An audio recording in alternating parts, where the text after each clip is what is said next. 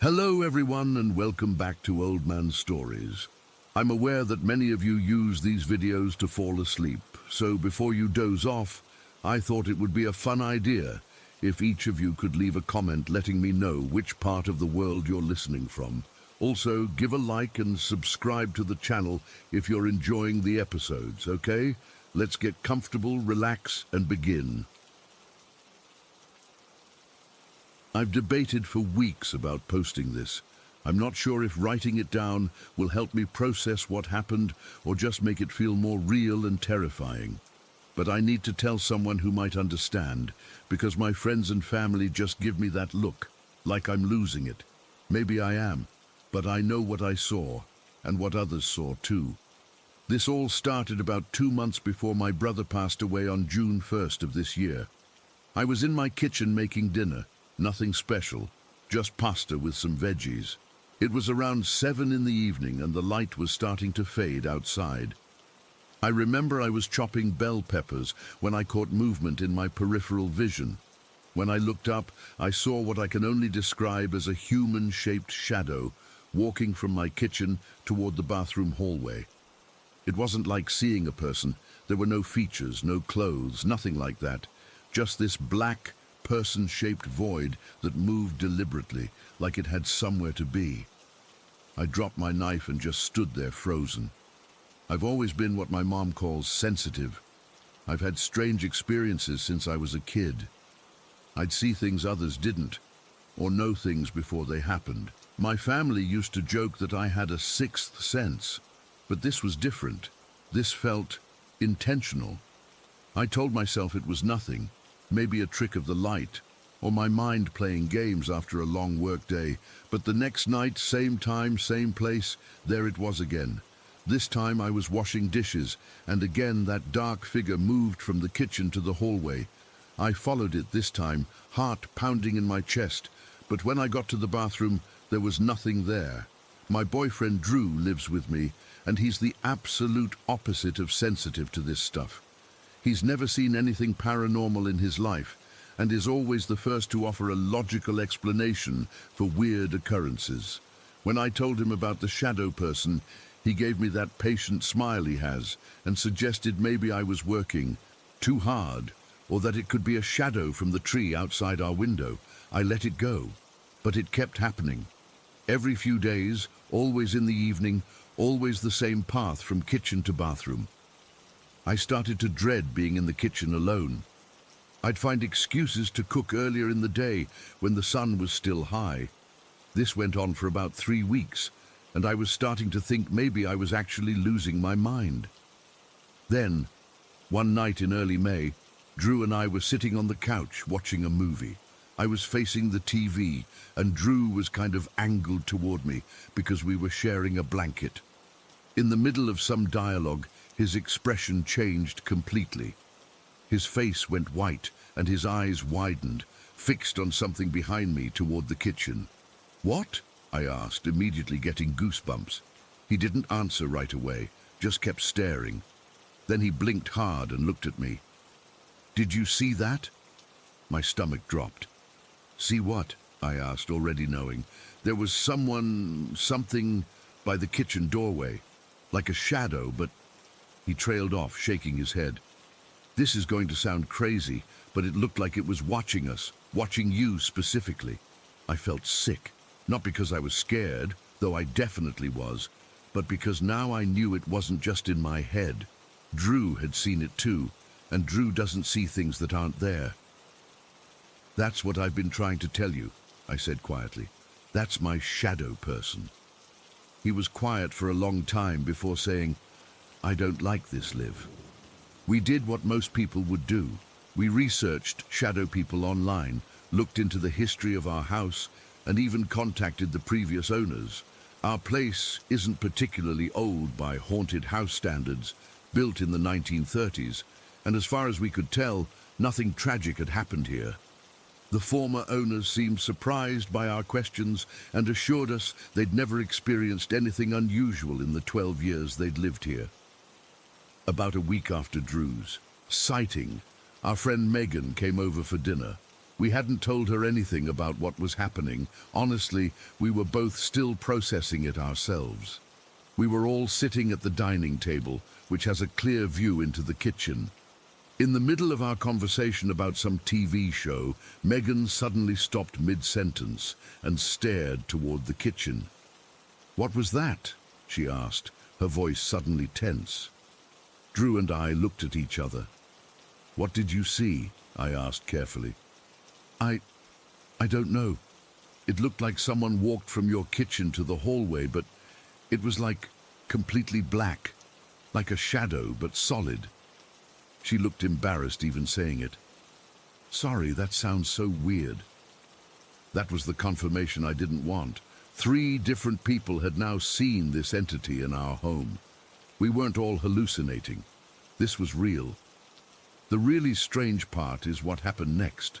About 2 weeks before my brother died, though of course I didn't know that's what was coming, the shadow person's appearances changed.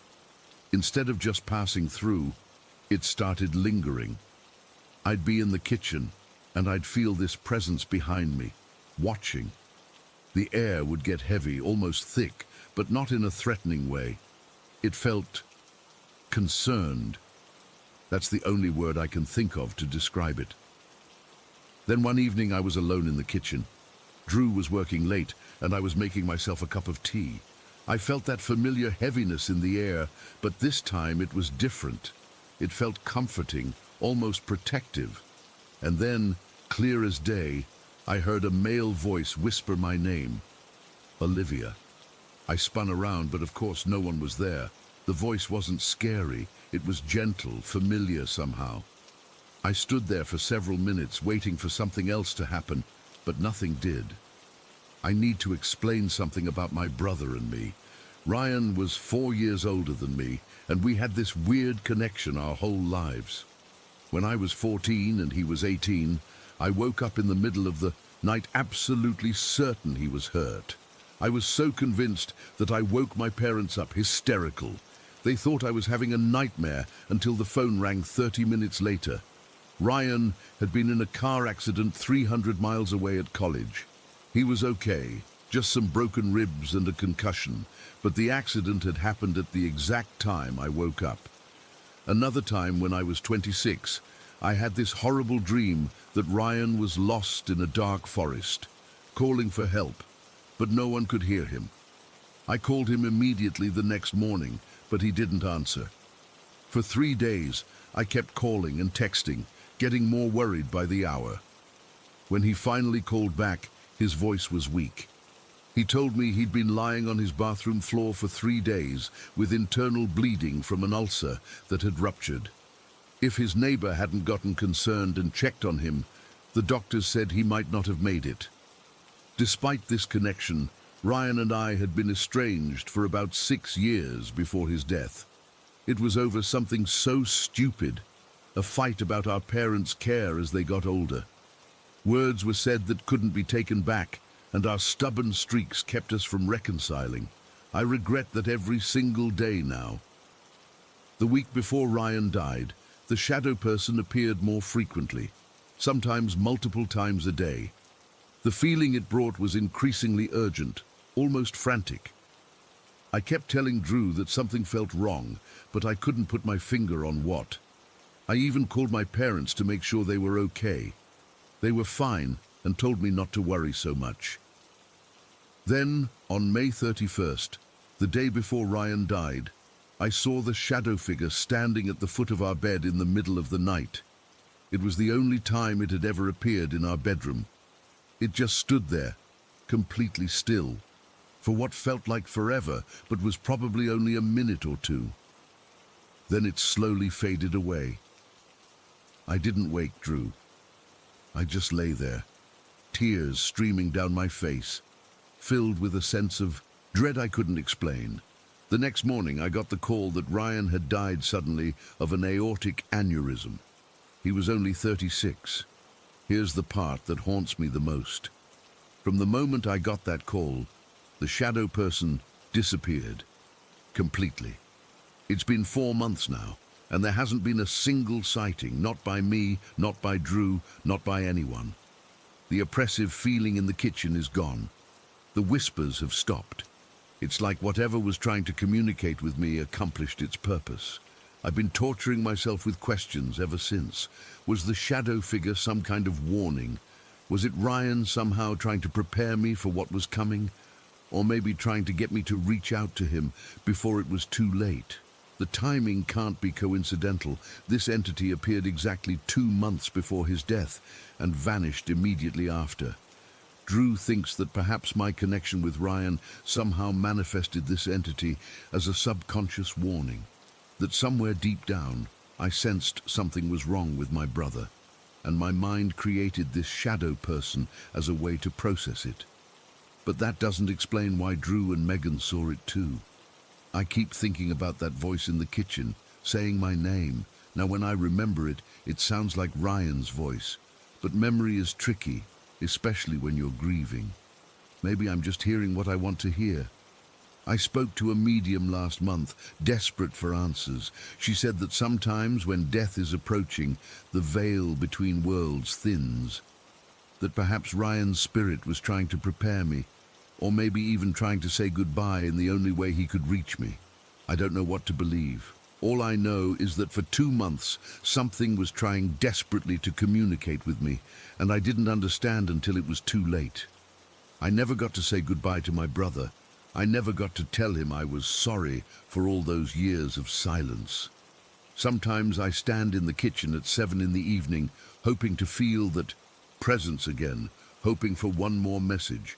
But there's nothing now, just the normal sounds of an old house and the weight of regret that never seems to lighten.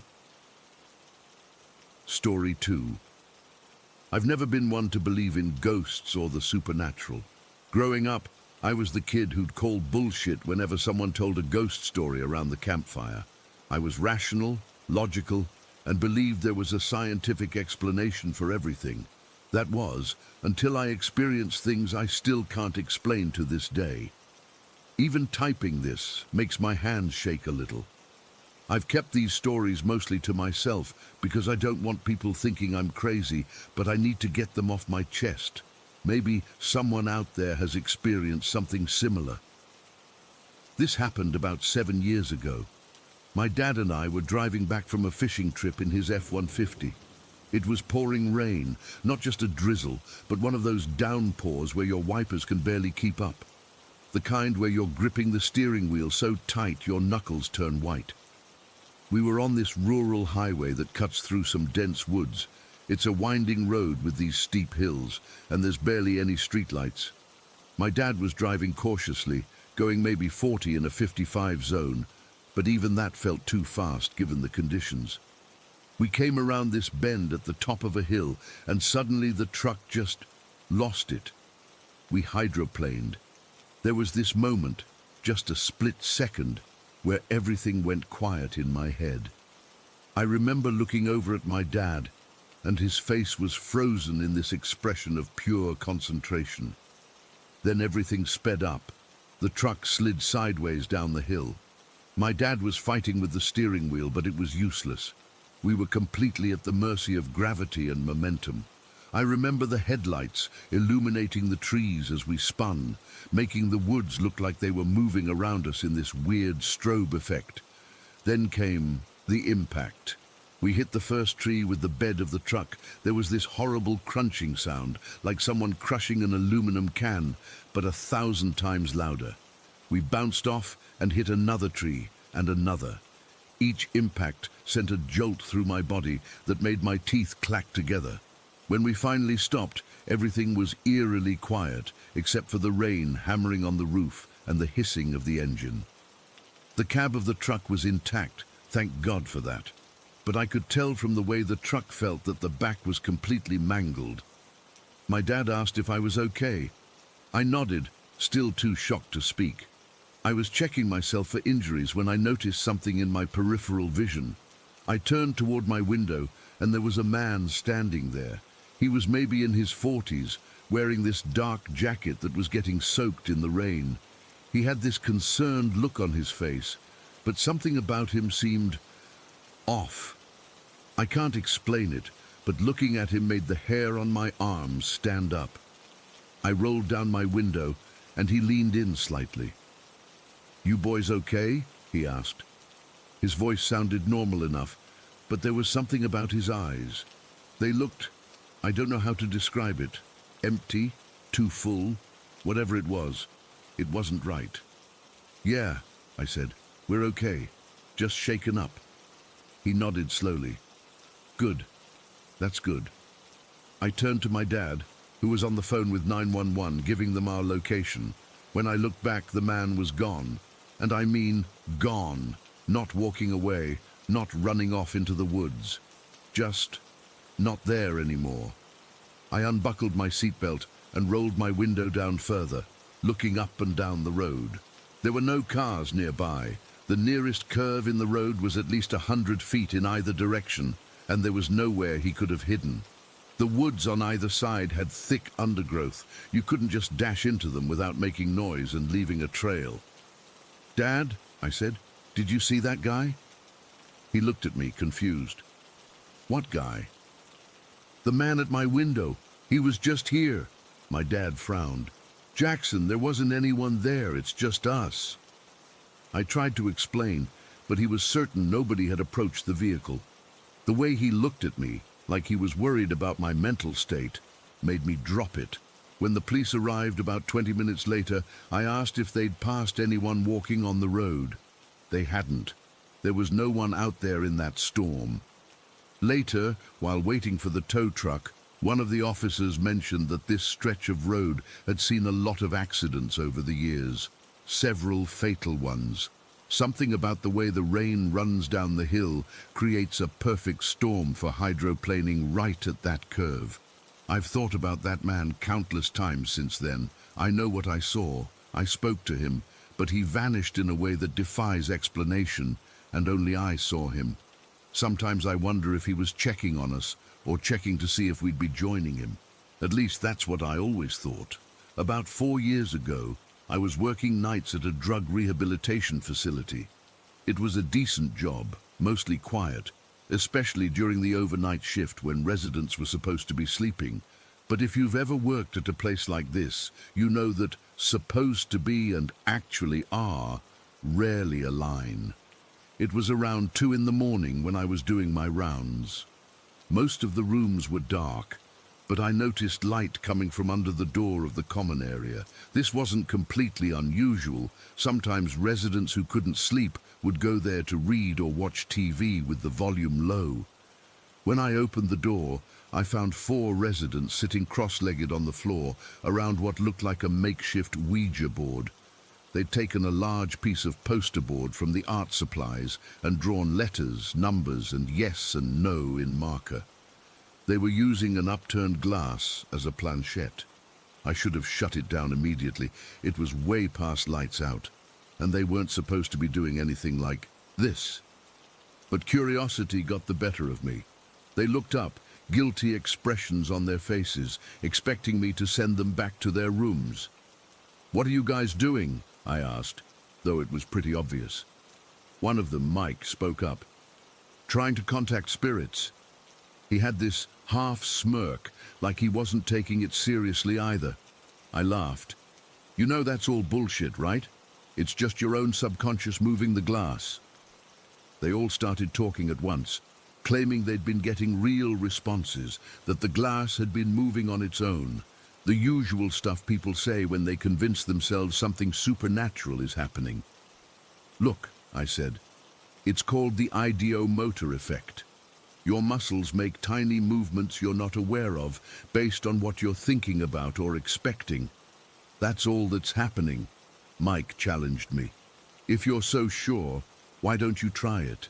Ask it something we couldn't possibly know the answer to." I almost said no, but then I thought this might be a good way to prove my point. I sat down with them and placed my finger lightly on the glass. "Fine. If there's a spirit here, tell me my middle name." The glass started moving slowly, circling the board once before stopping at A. Then it moved to L, then A, and finally N. Alan, with 1 L instead of 2. The residents looked at me expectantly. I felt a chill run down my spine, but I tried to rationalize it. Maybe they'd seen my full name on paperwork somewhere. "Lucky guess," I said, though my voice didn't sound as confident as I wanted it to. "Ask something else," one of the other residents urged. I thought for a moment. What was the name of the street I grew up on? Again the glass moved, this time spelling out Crescent View. I felt the blood drain from my face. Crescent View was indeed the street I grew up on, a small, obscure street in a town hundreds of miles from where we were now. There's no way they could have known that. It wasn't information I'd ever shared, with them or anyone at work for that matter. "Is that right?" Mike asked, watching my reaction. I nodded, unable to speak for a moment. The room suddenly felt colder, though the thermostat hadn't changed. "One more question," I said, my skepticism crumbling. "Who are we talking to?" The glass moved again. "Always here." After that, I made them put the board away and go to bed. I spent the rest of my shift with goosebumps, jumping at every little noise. I've never touched a Ouija board again, makeshift or otherwise.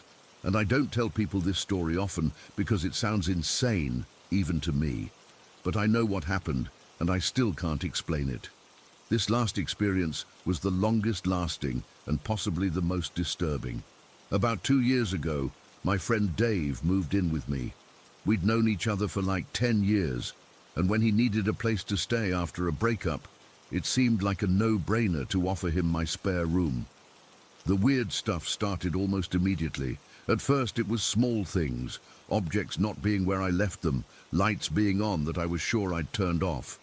I blamed it on adjusting to living with someone else. When you live alone for a while, you get used to things being exactly where you leave them. But then it escalated. I'd wake up in the middle of the night with this overwhelming feeling of being watched. My apartment wasn't big, just a 2-bedroom in an older building, and the walls were thin enough that I could usually hear Dave snoring in the other room. But these feelings would come even when I knew he was sound asleep. One night, I woke up around 3 in the morning. My bedroom door was slightly ajar. I usually slept with it closed, but sometimes I'd leave it cracked for airflow. As I lay there in the dark, I had this unshakable feeling that someone was standing in that crack, looking in at me. I could see a shadow that seemed darker than the hallway, a vague silhouette that shouldn't have been there. I called out, thinking it might be Dave, but there was no response. The shadow didn't move. Finally, I gathered my courage, reached over and turned on my bedside lamp. The hallway was empty. I got up, heart pounding, and checked Dave's room. His bed was empty. He'd texted me earlier saying he was staying at a friend's place, which I'd forgotten in my half-asleep state. I was alone in the apartment, or at least I should have been. The incidents continued and got weirder. I collect action figures, nothing valuable, just stuff I've picked up over the years. I keep them on shelves in the living room. Multiple times I'd come home to find one of them in the middle of the floor, always in a standing position, like someone had deliberately placed it there. The first time I accused Dave of messing with my stuff. He denied it and seemed genuinely confused. After the 3rd or 4th time, with the same figure always being moved when neither of us was home, he finally told me something he probably should have mentioned before moving in. "I think something follows me," he said one night over beers. He was staring at his bottle, not meeting my eyes. "It's been happening since I was a teenager. Weird stuff happens around me. Things move, electronics act up." "You're saying you're haunted?" I asked, trying not to sound as freaked out as I felt. He shrugged.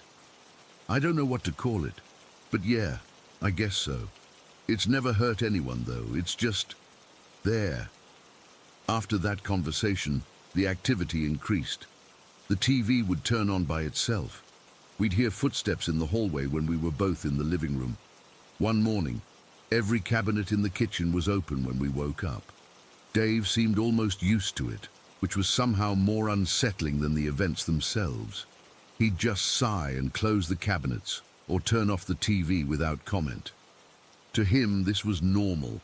This went on for about 8 months, until Dave moved in with his new girlfriend. The day after he moved out, it was like a switch had been flipped. The atmosphere in my apartment changed immediately. That feeling of being watched disappeared. Nothing moved on its own anymore. The quiet actually felt quiet, not like something was holding its breath. About a month later, I ran into a co-worker of Dave's at the grocery store. We got to talking, and she mentioned that Dave and his girlfriend were having issues with their new place. "What kind of issues?" I asked, already knowing the answer. "Weird stuff," she said. "They came home yesterday, and all their furniture had been rearranged. Dave tried to blame his girlfriend, and she thought he was gaslighting her. It was a whole thing."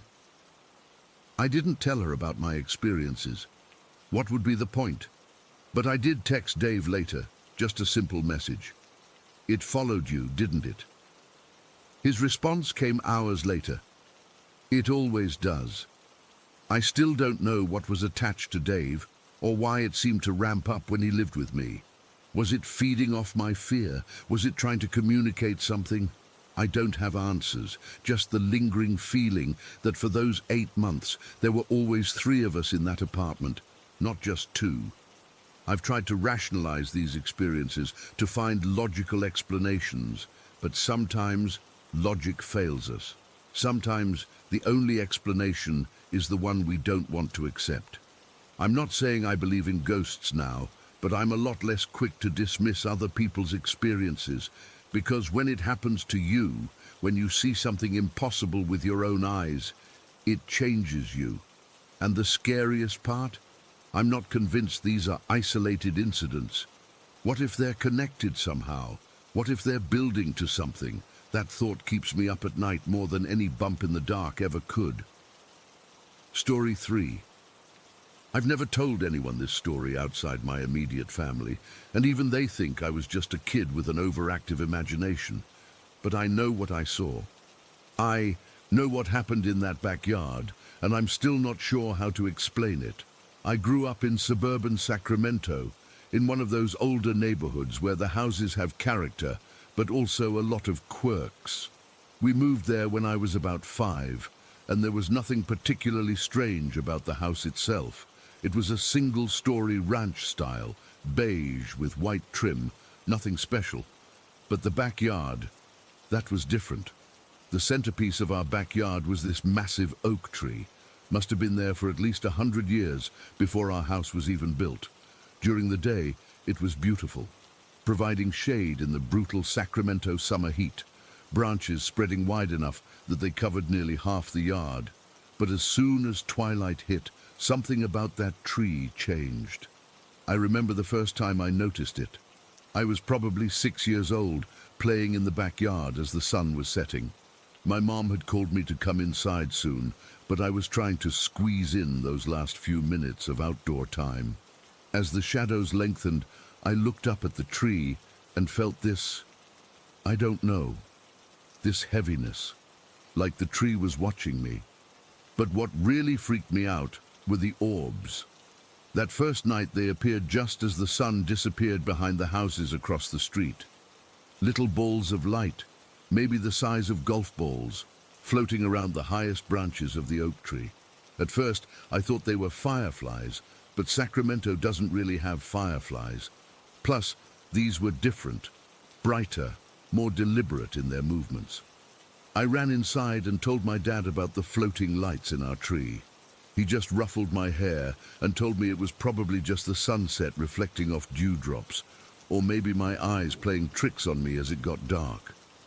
Mum suggested it might be car headlights reflecting off the leaves. Neither of them seemed concerned, but the orbs came back. Night after night, as twilight settled in, they'd appear.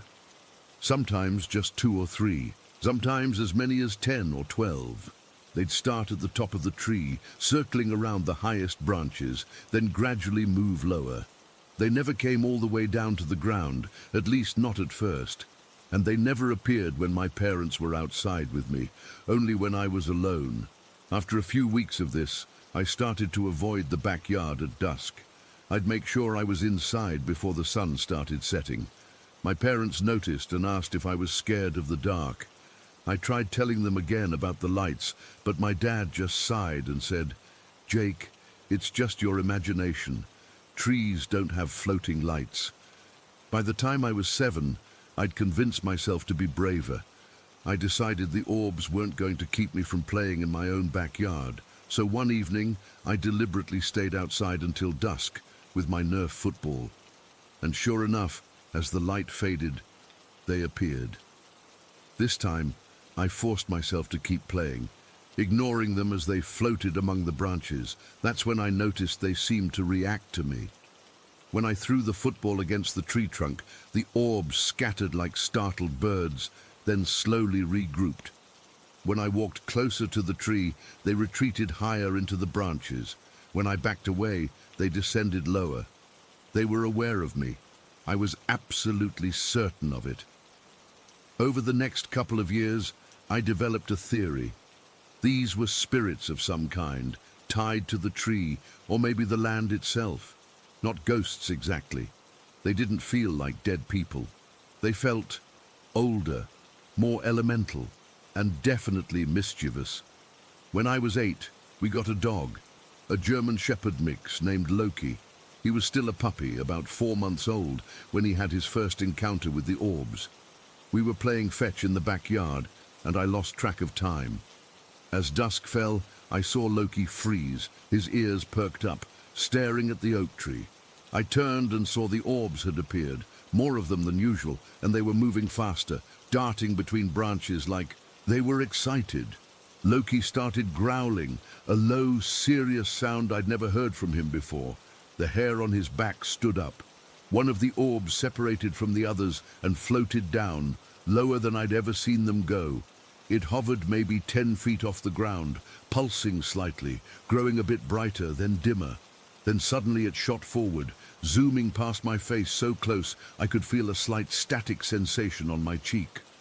Loki went absolutely ballistic. He lunged forward, barking furiously, jumping and snapping at the air as the orb darted around just out of his reach. The other orbs descended too, swirling around us in a circle. My dad came running out the back door, yelling, "What the hell is going on out here?" As soon as the door opened, the orbs vanished, not gradually fading, but instantly gone. Loki was still barking at the tree, jumping and spinning in circles. "Jake, what did you do to get him so worked up?" My dad was furious, thinking I'd been teasing the dog. "It wasn't me, it was the lights in the tree. Loki saw them too." I was almost crying, desperate for him to believe me. Dad looked at the tree, then at the darkening sky. "There's nothing there, Jake. Stop making up stories and get inside. Now you've got the dog all riled up for nothing." That night, I heard my parents talking in low voices in the kitchen. Mom was saying maybe I needed to see someone, that it wasn't normal for a kid my age to have such persistent hallucinations. Dad thought I was just playing games, making up stories for attention. Neither of them considered I might be telling the truth. After the incident with Loki, the orbs seemed to disappear for a while. Weeks passed with normal twilights, and I started to wonder if maybe my parents were right. Maybe it had been my imagination all along. Then, about a year before we moved away, when I was 9, they came back, and this time they were different. It was early fall, and I was in the backyard raking leaves. The sun was setting earlier those days, and twilight caught me by surprise. When I looked up at the oak tree, the orbs were back, but they seemed, I don't know how to describe it, more playful, more deliberate. There were 5 or 6 of them, darting around the lower branches, almost like they were trying to get my attention. I froze, rake in hand, watching them. One orb, slightly larger and brighter than the others, separated from the group and floated down to about eye level with me, maybe 15 feet away. It hovered there, pulsing gently. Then it moved a few feet toward the side of the house, stopped, and seemed to wait. When I didn't move, it came back toward me, then again moved toward the side of the house. It wanted me to follow it. Everything I knew about scary movies and ghost stories told me not to follow strange lights. But I was 9, curious, and honestly, a little angry at these things for getting me in trouble so many times. So I put down the rake and followed. The orb led me along the side of the house, staying just far enough ahead that I couldn't quite reach it. The other orbs followed at a distance, almost like they were watching. We came to the part of the yard that ran alongside my parents' bedroom window. The orb stopped directly in front of their window, hovering there, pulsing brighter. I walked up to it, and that's when I realized my parents' curtains were open and the lights were on inside their room. And there they were, my mom and dad, half undressed, in the middle of what I would later understand was a pretty intimate moment. 9-year-old me just stood there, mouth open, confused and embarrassed. Then the orb suddenly flashed incredibly bright, like a camera flash, and zipped away toward the tree. The flash caught my dad's attention, and he looked out the window directly at me standing there, staring in at them. What happened next was chaos. Dad came storming out the back door, hastily dressed, absolutely livid. He was shouting about privacy and respect, and what the hell was I doing spying on them? I tried to explain about the light, how it had led me there, but that just made him angrier. Enough with these damn lights, Jake. There are no lights. There are no spirits in the tree. This has gone too far. I was grounded for 2 weeks. My parents scheduled an appointment with a child psychologist, though we ended up moving before the appointment date. The real estate market had suddenly gotten hot, and they found a newer house in a better school district across town. The orbs appeared only a few more times before we moved. Each time, they stayed high in the tree, almost like they were avoiding me. Or maybe they were satisfied with the trouble they'd caused. Years have passed since then. I'm 25 now, living in my own apartment in San Francisco. Sometimes I wonder about that house, that tree, those lights. Did the new owners ever see them? Did their children? I've researched all the rational explanations: ball lightning, swamp gas, optical illusions caused by specific atmospheric conditions. None of them fit what I experienced. Those orbs were intelligent, they were aware, they deliberately caused trouble, especially that last major incident by my parents' window. It wasn't random. I've thought about driving back to that old neighborhood just to see if the oak tree is still there. But something always stops me. Maybe I'm afraid I won't see anything, and I'll have to accept it really was all in my head. Or maybe I'm more afraid that I'll see them again, and have to face the reality that there are things in this world we can't explain. All I know for certain is what I experienced. Those lights were real. They were connected to that tree, or the land beneath it, and they had a mischievous, almost malevolent intelligence that seemed to enjoy causing chaos. To this day, I get an uneasy feeling whenever I see a large oak tree at twilight, and I never, ever linger outside when the sun starts to set. Story 4. I've always been a rational person. I'm not someone who believes in ghosts or demons or any of that supernatural stuff. That changed 3 months ago, and I still don't have a logical explanation for what happened in my apartment building. I'm writing this down partly to process it myself, but also because I'm desperate for someone who might recognize what we experienced. I live in a mid-sized apartment building on the east side of town, 6 floors, about 40 units total. It's an older building, probably from the 70s, but well maintained with thick walls. I've lived here for almost 4 years and never had any issues with noise from neighbors. That's why the sounds were so noticeable when they started. It began on a Tuesday afternoon in late October. I was working from home when I heard what sounded like construction, rhythmic knocking, like someone hammering nails into a wall. Nothing unusual about that, I thought. People renovate their apartments all the time. The sound was coming from somewhere on my floor, maybe 1 or 2 units away. What was strange was that the knocking continued well into the evening. By 11 p.m. I was getting annoyed. By 1 in the morning I was furious. Who does construction at that hour? The sounds finally stopped around 2:30 a.m. I barely got any sleep that night. The next day, the knocking started again around 4 in the afternoon. Same pattern, steady, methodical knocking that sounded like someone working on walls. I decided to figure out which apartment it was coming from so I could complain to the building manager. That's when things got weird. I stepped into the hallway and tried to follow the sound, but it seemed to shift. At first, I was sure it was coming from Unit 304, 2 doors down from mine. But when I got closer, the sound seemed to be coming from behind me, back toward my own apartment. When I turned around, the knocking sounded like it was coming from upstairs. It was disorienting, like trying to catch a moving target. I ran into my neighbor Dave in the hallway. He looked as tired as I felt. "You hear that too?" he asked, gesturing vaguely at the ceiling. "Yeah, it's been driving me crazy. Started yesterday." "Same here. I thought it was construction, but I can't figure out where it's coming from." We walked the hallway together, trying to pinpoint the source. The sound kept shifting, seeming to come from different apartments at different moments. At one point, we were standing outside Unit 307, which we both knew was unoccupied, and the knocking was clearly coming from inside. Then suddenly, it sounded like it was coming from the stairwell instead. By the third day, more neighbors were involved. People from both the third and fourth floors were complaining about the noise. Everyone had the same experience.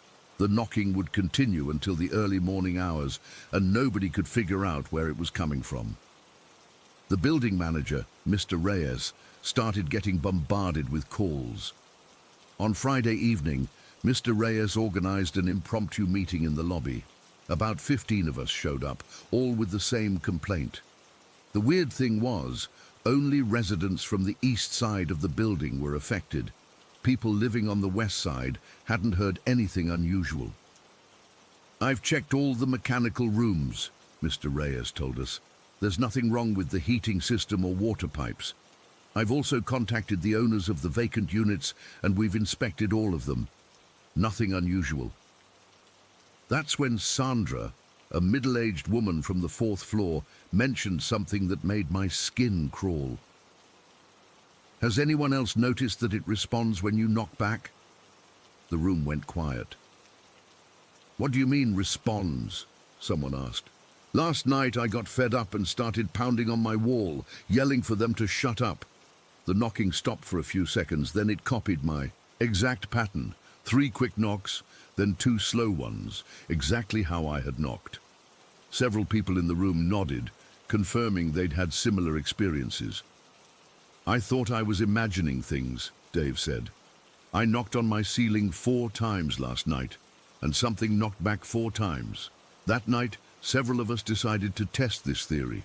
At exactly 10 p.m., 5 of us in different apartments knocked on our walls in a specific pattern. 3 quick knocks, a pause, then 2 more. Within seconds, the same pattern echoed throughout the building, repeating 3 times before going back to the random knocking. I couldn't sleep at all that night. The knocking seemed more deliberate now, like it knew we were listening. At around midnight, out of frustration and fear, I called out to my empty apartment, "Can you hear me? Knock once for yes, twice for no." The knocking immediately stopped. Then, a single clear knock came from inside my bedroom wall. My heart nearly stopped. Are you in the walls?" I asked, my voice shaking. 2 distinct knocks followed. "Are you in the building?" 1 knock. "Are you human?" 2 knocks. I didn't ask any more questions that night. I couldn't. I sat on my couch until morning with all the lights on, jumping at every sound. The knocking continued intermittently until about 3 a.m., then stopped. The next day, Saturday, something unexpected happened. Or rather, didn't happen. The knocking stopped completely. The building was silent all day and night. I actually managed to get a full night's sleep for the first time in almost a week. Sunday was quiet too. A few of us met in the hallway, speculating about whether whatever it was had moved on. We were cautiously optimistic. Then Monday came, and with it, the return of the knocking, louder and more insistent than before. It started around 2 in the afternoon, just as I was finishing lunch.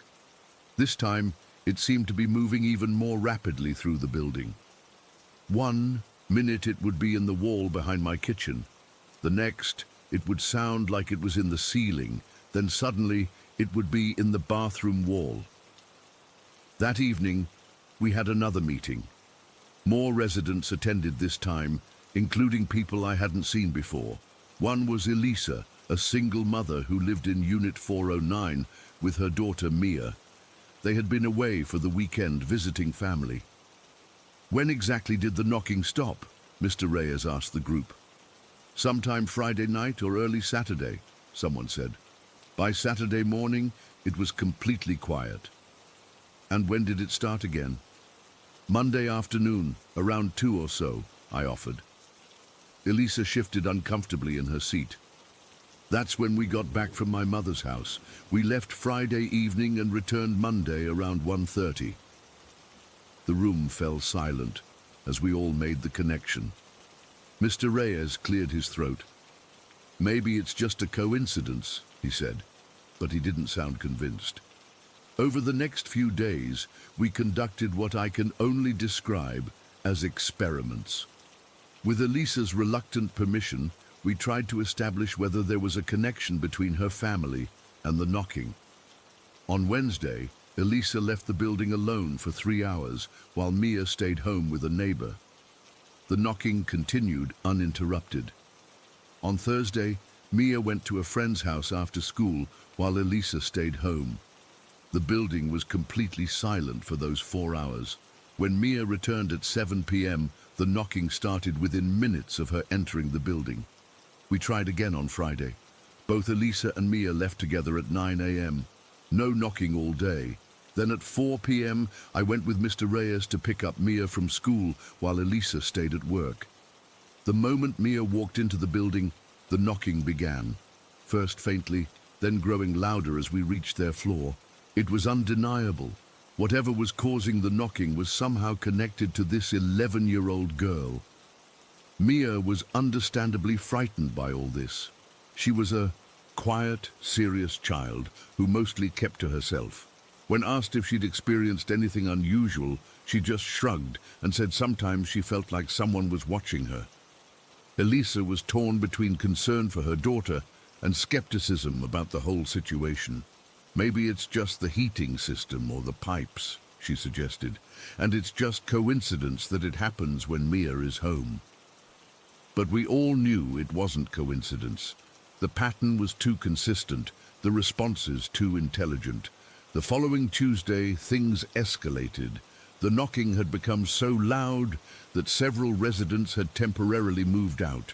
Those of us who remained were exhausted and on edge. That night, after a particularly aggressive bout of knocking, Dave suggested we try to communicate with it again. 6 of us gathered in my apartment: me, Dave, Sandra, Mr. Reyes, Elisa, and Mia. We sat in my living room, the knocking sounds all around us, moving from wall to wall at impossible speeds. "Ask it what it wants," Dave said to Mia. The girl looked terrified but nodded. In a small voice she asked, "What do you want? Knock once for each letter of the alphabet." We counted as the knocking responded, M-I-A, her name. Elisa pulled her daughter close. "Why do you want Mia? Knock once for each letter." The response came slowly, M-I-N-E.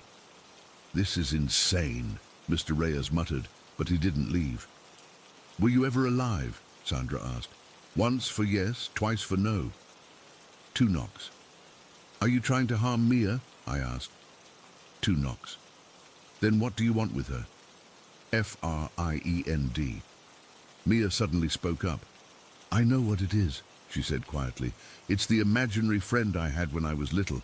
I called him Knocker because he would always knock on things to get my attention." Elisa looked stunned. "You never told me about an imaginary friend." "I forgot about him until now," Mia said. "He went away when we moved here 4 years ago. I guess he found me again." That night, Elisa decided they would stay with relatives until they could find a new apartment. They packed some essentials and left around midnight.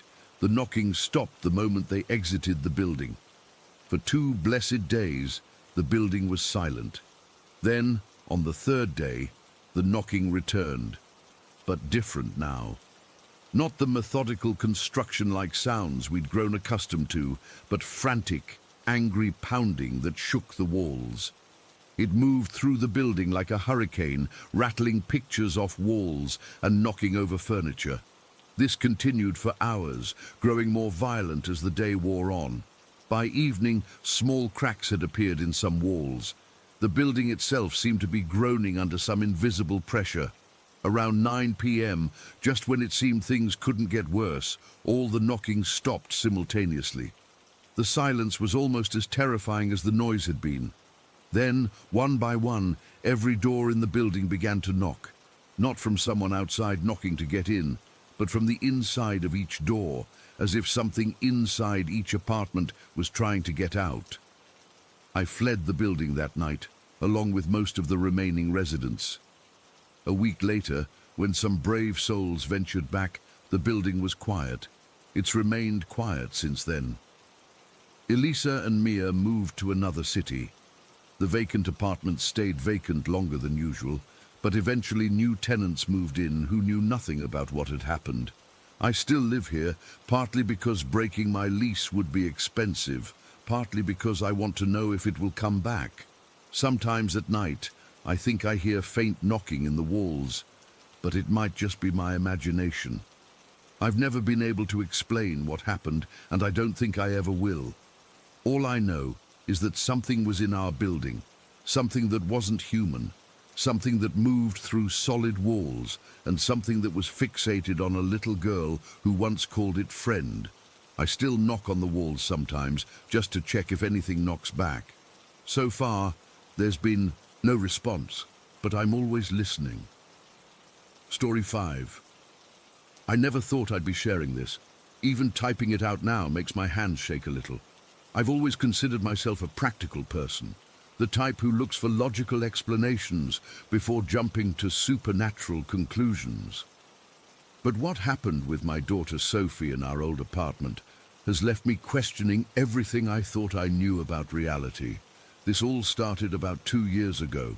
I was raising Sophie, who was 4 at the time, on my own in this older apartment complex in a pretty average suburban neighborhood. Nothing special about it. Beige walls, decent-sized rooms, and neighbors you'd wave to but never really knew. The rent was reasonable for a single mum working as an administrative assistant, which was all that mattered to me. The first incident happened on a completely normal Tuesday afternoon. Sophie and I were sitting on the living room floor, playing with her Playmobil figurines. She loved creating these elaborate scenarios with the little plastic people, typical kid stuff. We had a whole village set up, and I was voicing one of the farmer characters when Sophie suddenly stopped playing. She looked up at the empty space beside her, and then turned to me with this completely serious expression. "Mommy, the monster sitting next to me wants to say hello to you," she said, pointing to the empty air beside her. "He's waving at you right now. Can't you see him?" The way she said it, so matter-of-fact, made the hair on my arms stand up. I glanced at the empty space and forced a smile. "Oh, is that your imaginary friend?" I asked, trying to keep my voice light. Sophie frowned and shook her head. "No, Mommy, he's not imaginary. He's right here." She patted the carpet next to her. "He has big black eyes and a very tall head." She stretched her arms up high to demonstrate. I remember trying to stay calm. Kids have imaginary friends all the time, right? I played along, waving at the empty space, and Sophie seemed satisfied. We went back to playing, but I couldn't shake this uncomfortable feeling that lingered in the room. I almost forgot about it until about a week later. Sophie was coloring at the kitchen table while I prepared dinner. Suddenly, she started turning around in her chair, making these pushing motions with her little hands. "Go away," she kept saying, getting increasingly frustrated. I turned from the stove. "Sophie, who are you talking to?" She looked at me like I was asking the most obvious question in the world. "The monster, Mommy. He keeps touching my hair and I don't like it." She swatted at the air behind her. "I told him to stop, but he won't listen." A chill ran through me as I watched her continue to brush at something I couldn't see. The conviction in her voice, the genuine irritation. It didn't feel like she was making this up. I walked over and sat beside her, putting my arm around her shoulders. "There's nothing there, sweetie," I said gently. "Yes, there is," she insisted, looking up at me with those big, earnest eyes. "Why can't you see him? He's right there." She pointed behind her chair. I suggested we move to the living room to finish her coloring, and she happily agreed. As we gathered her supplies, she whispered, "He's following us, Mommy." I pretended not to hear. That night, I couldn't sleep. I kept thinking about Sophie's monster and wondering if this was normal childhood imagination or something I should be concerned about. I even Googled children seeing imaginary monsters and read through countless parenting forums. The consensus seemed to be that it was typical developmental behavior, which calmed me down somewhat. But the third incident, that's the one I still can't explain away, no matter how hard I try. It happened about 3 weeks after the first sighting. Sophie had been having nightmares and had taken to climbing into my bed in the middle of the night. I didn't mind. It was comforting having her warm little body curled up next to mine. That night, I woke up suddenly, the way you do when you sense something's not right. The digital clock on my nightstand read 3:27 a.m. The room was dark except for the dim glow from the nightlight in the hallway. I rolled over to check on Sophie and froze. She was sitting up in bed, completely still, staring at the wall across from us. Not moving, not blinking, just staring. "Sophie?" I whispered, my heart already beginning to race. "What's wrong, baby?" She didn't turn to look at me, just kept staring at that spot on the wall. "I can't sleep with that man standing next to the bed," she said in this flat, quiet voice I'd never heard from her before. Every nerve in my body went on high alert. I shot up and turned on the bedside lamp, scanning the room frantically. There was no one there. Of course there wasn't. But Sophie's eyes remained fixed on a specific spot beside my side of the bed. "There's no one here, Sophie," I said, trying to keep the panic out of my voice. "See? We're all alone." She slowly shook her head, still not looking at me. "He's right there, Mommy. He's very tall and his face is all wrong." "What do you mean, wrong?" The question slipped out before I could stop myself. "It's all twisted," she said, making a swirling motion with her tiny finger. "And he's looking at you, not me." I swear the temperature in that room dropped 20 degrees.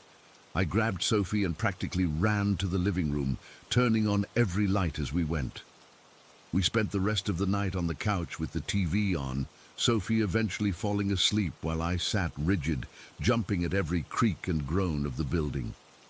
The next day, I called in sick to work and took Sophie to our pediatrician. Dr. Miller was wonderful, listening patiently as I explained Sophie's sightings, while Sophie played with toys in the corner of the office. He examined her thoroughly and suggested that children her age often have vivid imaginations and can temporarily believe in things that aren't there. He didn't seem concerned, which should have reassured me. But it didn't, because the incidents kept happening. Sophie would stop in the middle of playing to have conversations with someone I couldn't see. She'd wake up crying, saying the monster was standing in her doorway again. She started refusing to go into certain rooms alone, particularly the hallway bathroom and the small storage closet in the hallway. I'm not ashamed to admit I started sleeping with the lights on. I installed night lights in every room. I even had a locksmith come and change all our locks, even though logically I knew that wouldn't help against whatever Sophie was seeing. One evening, I was giving Sophie her bath when she suddenly looked over my shoulder and her face just crumpled. She started crying hysterically, trying to climb out of the tub and into my arms. "What's wrong?" I asked, holding her wet, slippery body against me, not caring that she was soaking my clothes. "He's angry, Mommy," she sobbed into my neck. "His face is all black now and he's angry at you." I spun around, heart pounding so hard I thought it might break through my chest. Nothing, just the steamy bathroom mirror and the shower curtain half drawn. "Why is he angry at me?" I whispered, immediately regretting giving credibility to her fear. "Because you can't see him," she hiccuped. "He wants you to see him." That was the moment I decided we needed to move. Call it maternal instinct, call it giving into irrational fear, I don't care. Something was wrong in that apartment, and I wasn't going to wait around to find out what. It took me 3 weeks to find a new place and another 2 to actually move. During that time, the incidents increased. Sophie wouldn't sleep in her own room at all. She started drawing pictures of her monster, tall, distorted stick figures with oversized heads and too many fingers. I kept finding the drawings hidden around the apartment, under the couch cushions, inside kitchen cabinets, tucked into my shoes. The night before we moved, I was packing the last of our things when I heard Sophie talking in the nearly empty living room. I quietly walked to the doorway and saw her sitting cross-legged on the floor, looking up at empty space. "We're leaving tomorrow," she was saying matter-of-factly. "Mommy says we can't take you with us." There was a pause, as if she was listening to a response. "No," she said firmly, "you have to stay here. Find someone else to play with." Another pause. "Because you scare Mommy, and sometimes you scare me too." I must have made a noise because she turned and saw me. "The monster is sad we're leaving," she informed me, completely calm. "Is he?" I managed to say, my mouth dry. "Well, we still have to go." She nodded solemnly. I told him that. We moved out the next day. I remember standing in the empty apartment for one last check, feeling this oppressive weight in the air, like something was watching me. I hurried Sophie out to the car and never looked back. Here's the thing that still gives me chills, the reason I'm finally sharing this story. From the day we moved into our new apartment, Sophie never mentioned the monster again. Not once. When I carefully asked her about her friend from the old place, she looked at me blankly. "What friend, Mommy? You know, the monster you used to see? The one you said would follow us around?" She shrugged and went back to playing with her toys. "I don't remember any monster. It's been almost 2 years now. Sophie is 6, happy and normal in every way. Sometimes I convince myself it was just a phase, an overactive imagination combined with the stress of being raised by a single mom. Sometimes I almost believe that, but then I remember the look on her face as she sat up in bed that night, staring at something I couldn't see. I remember the conviction in her voice when she described the man with the twisted face. I remember how abruptly it all stopped the moment we left that apartment. And I wonder what's happening to the family living there now. Do they have children? Do those children see things in the corners of their rooms, feel things touching their hair when no one's there? Do they tell their parents about the monster with the wrong face who follows them from room to room? I hope not. But sometimes late at night, I find myself looking up that old building online, searching for reports of strange occurrences or sudden moves. I haven't found anything yet, but I keep looking, because something was in that apartment with us, something only Sophie could see, and sometimes, in my darkest moments, I think maybe it's still there, waiting for someone else who can see it too. Story 6. I never thought I'd share this, but after keeping it bottled up for so long, I need to get it off my chest. Maybe someone here has experienced something similar, or can make sense of what I witnessed over those 5 years. I worked as a pediatric hospice nurse in Phoenix for 17 years total, but there was a 5-year period that still haunts me. From 2008 to 2013, I was stationed at a specialized inpatient unit for terminally ill children. It was a small facility, just 10 beds, but it was the only one of its kind in the area. We took care of kids from newborns all the way up to 17-year-olds. Most of the children who came to us didn't stay long. The average stay was less than 2 weeks. It's the hardest job you can imagine, watching these innocent kids slip away, comforting parents as they face the unimaginable. But there was something else happening in that facility, something I still can't explain. I'd worked in adult hospice care before, and I was no stranger to the spiritual experiences that often occur near death. I've seen patients have conversations with deceased relatives, describe bright lights, or report feelings of peace. But what happened with these children was completely different. It started about 3 months after I began working there. A 6-year-old girl named Emma, not her real name, was admitted with an inoperable brain tumor. She was still lucid and could communicate clearly. One morning during my shift, I walked into her room to check her vitals and found her sitting up in bed, pointing to the corner of the room. "Mr. David, do you see the quiet men?" she asked. I looked where she was pointing but saw nothing. "What men, sweetheart?" "The grey ones with the tiny heads. They stand really still and watch me." A chill ran through me, but I tried to remain calm. "Are they scaring you?" She shook her head. "No, they talk funny though, like tech and lum and sounds like that." I wrote it off as medication-induced hallucinations, but then it happened again with another child, and another, and another. Over those 5 years, I documented 47 separate incidents where children described seeing the same entities. They always described them the same way, grey-skinned beings similar to what people call alien greys, except with unusually small heads instead of the large ones you see in movies. The children who could communicate would describe them in eerily similar detail, about 4 feet tall, skinny limbs, grey skin, pin-sized heads with big black eyes. Some kids would even draw pictures for us. I kept a folder of these drawings, and the similarities were uncanny. Children who had never met each other, from different backgrounds and ages, drawing almost identical figures. The most unsettling part was the room we called the triple. It contained 3 beds, separated by dividing walls, but positioned so that nurses at the station could see all 3 patients at once. Multiple times, I counted 11 separate incidents, children in different beds would simultaneously react to these visitors. They'd point to the same corner of the room, or they'd cock their heads as if listening to something, all at the exact same moment. Once, we had 3 patients, a 4-year-old boy, a 7-year-old girl, and a 12-year-old boy, all turned toward the doorway at the same time. The 12-year-old said, "They're saying mech." Then the 7-year-old repeated, "Mech." And the 4-year-old tried to say it too, though his speech was affected by his condition.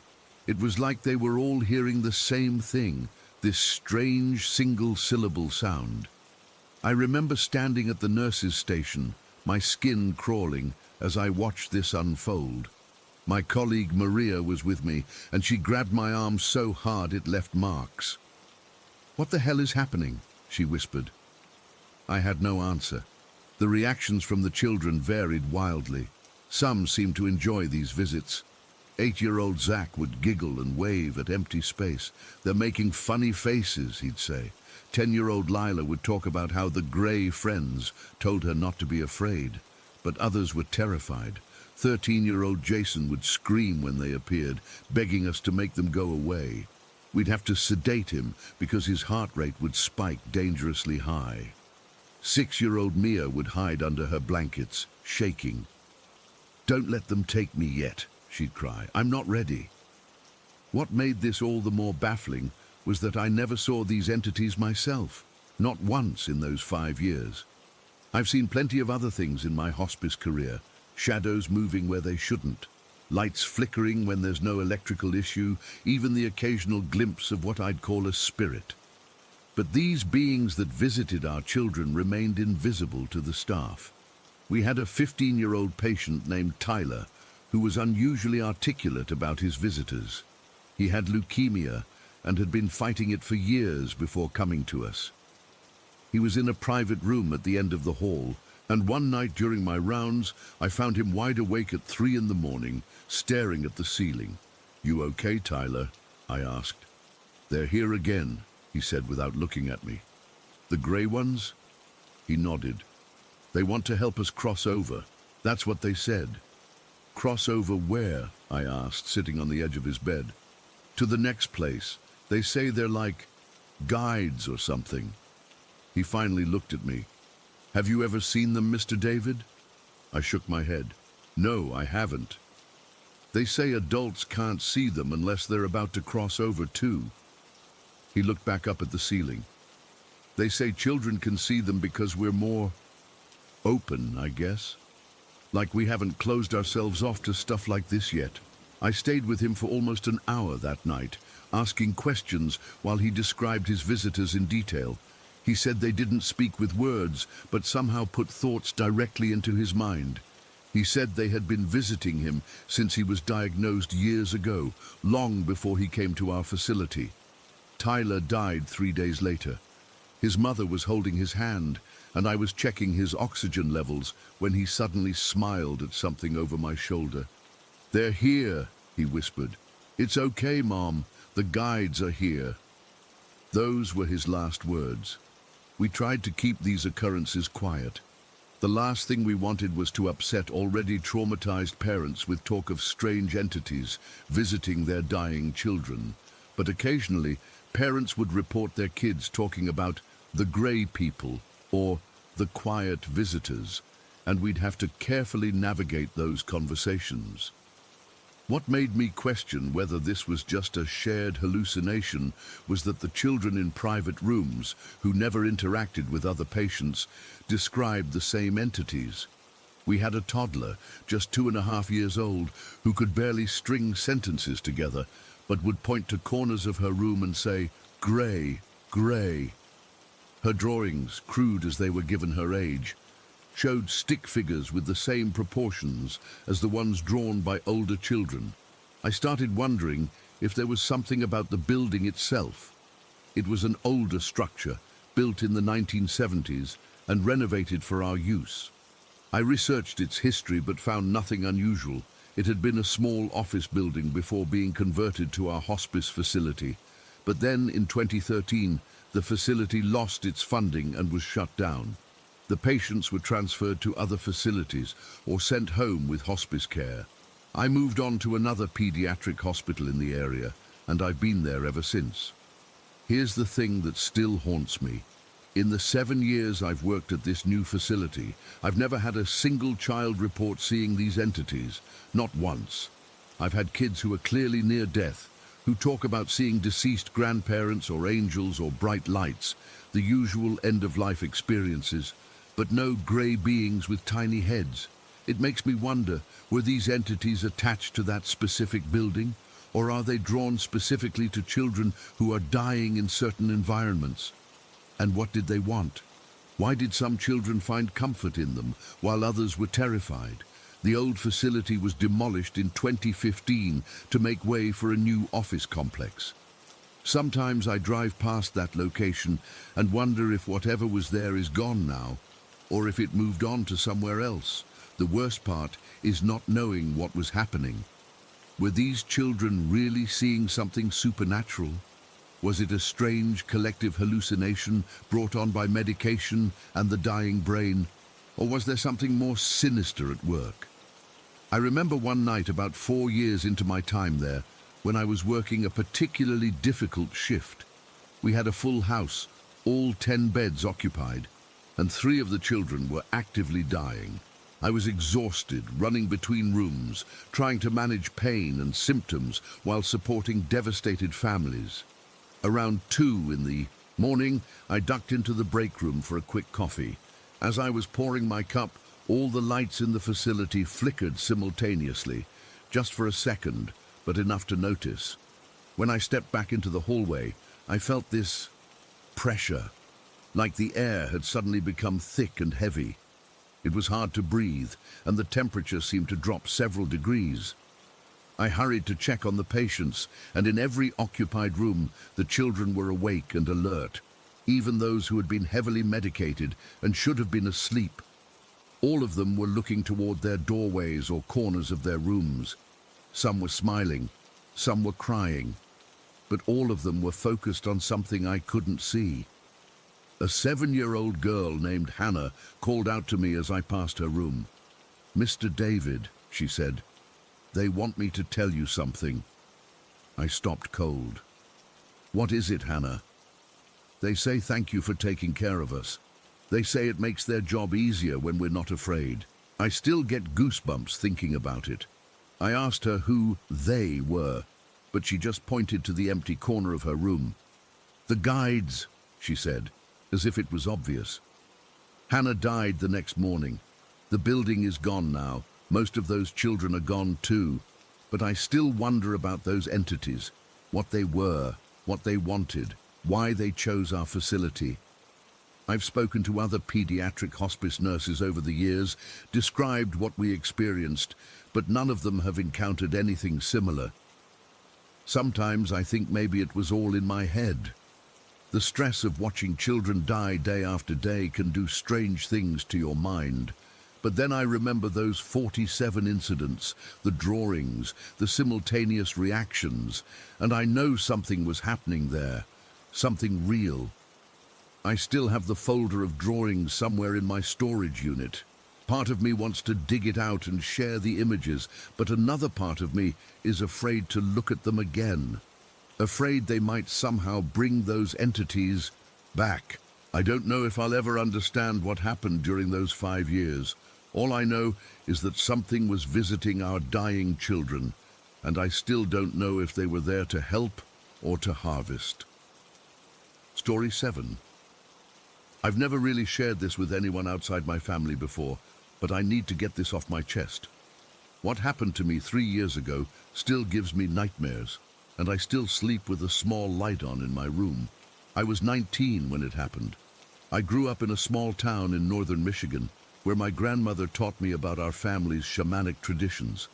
My mom converted to Christianity when she married my dad, so I was raised going to church every Sunday, but Grandma would still tell me stories about spirits and the old ways whenever Mom wasn't around.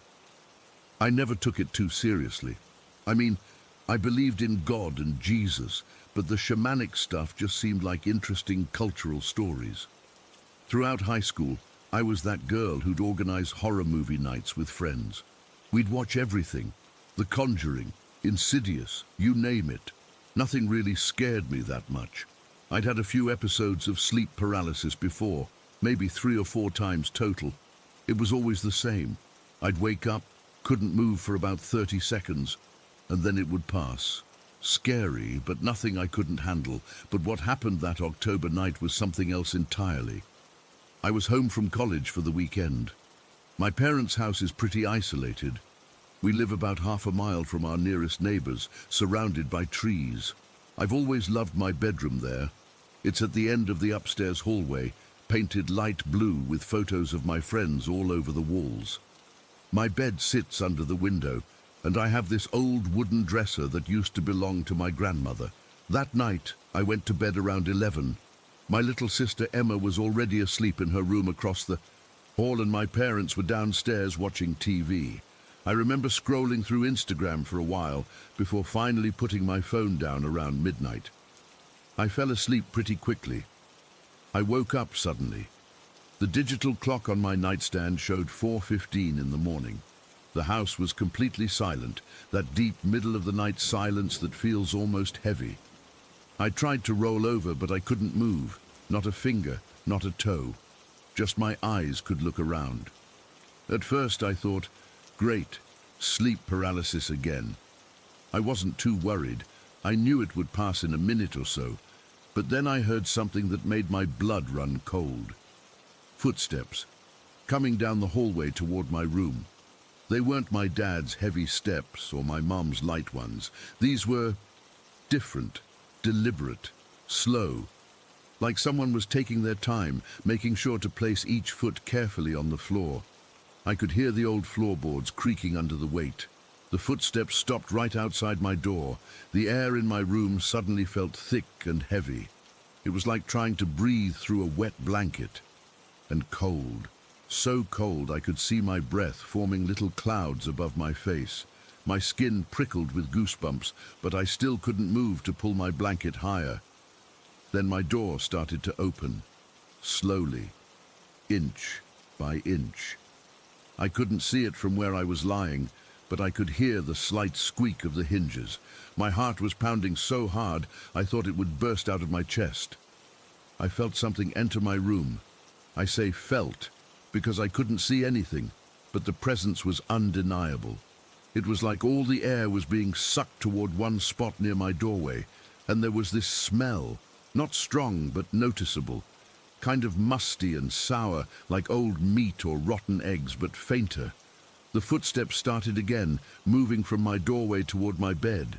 Each step made the floorboards creak. I was desperately trying to move, to scream, to do anything, but my body wouldn't respond.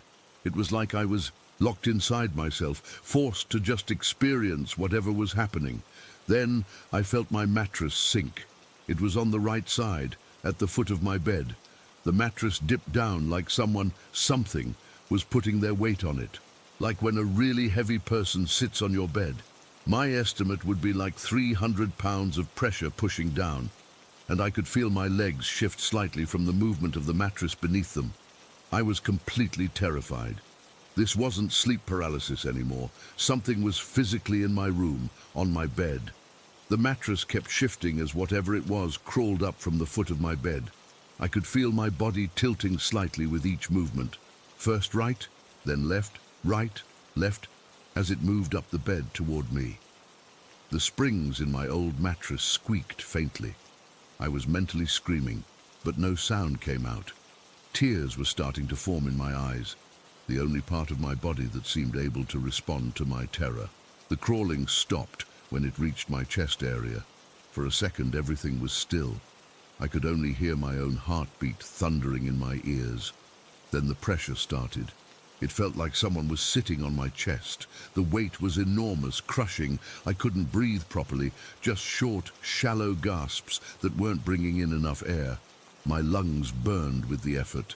The pressure kept increasing, getting heavier and heavier until I thought my ribs would crack.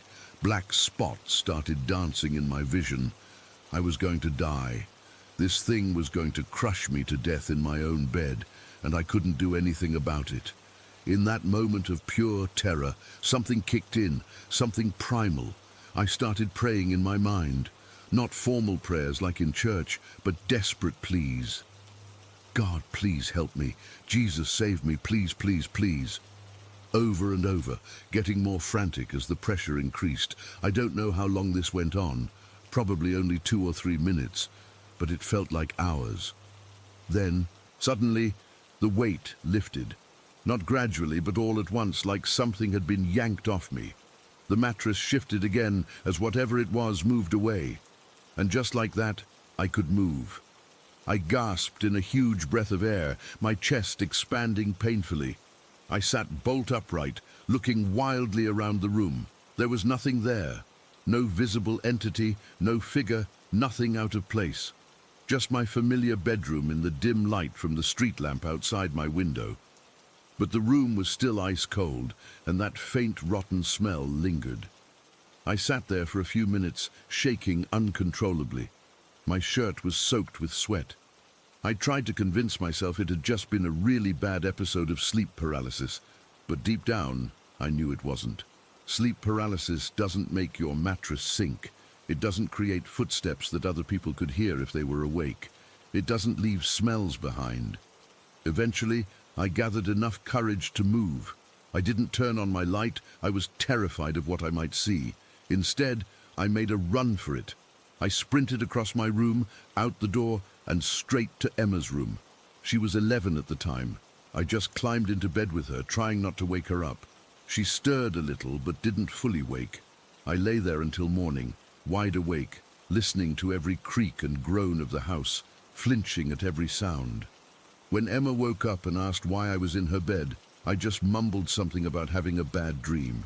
I didn't tell anyone what had happened. How could I? It sounded crazy, even to me. But I couldn't sleep in my room for weeks afterward. I'd wait until everyone was asleep, then sneak into the living room and sleep on the couch, or sometimes in Emma's room if I was really scared. I told my parents I was having insomnia, and the change of scenery helped.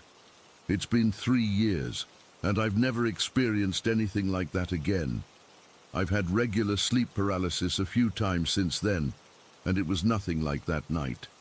This was something else, something real, something that had weight and could physically affect the world around it. I've researched similar experiences since then. Some people call it a night hag or blame demons or negative energy. My grandmother would have said it was an evil spirit. My church would probably say it was a demon. I don't know what to believe anymore. All I know is that something visited me that night. Something that could walk on my floor, press down my mattress, and put its weight on my chest. Something that left when I prayed, and to this day I sleep with a small nightlight. I say a prayer before bed, and I never, ever sleep with my back to the door. I still don't understand what happened or why it chose me. Sometimes I wonder if it's still out there, waiting to return. But mostly, I try not to think about it at all. Story 8. I still can't believe this happened. I've been trying to make sense of it for weeks now, but I just can't rationalize what I saw that night. I'm not even sure if writing about it is a good idea, but I need to get this out of my system somehow. For context, I live with my boyfriend Nathan in a fairly normal, semi-detached house in the suburbs of Bristol.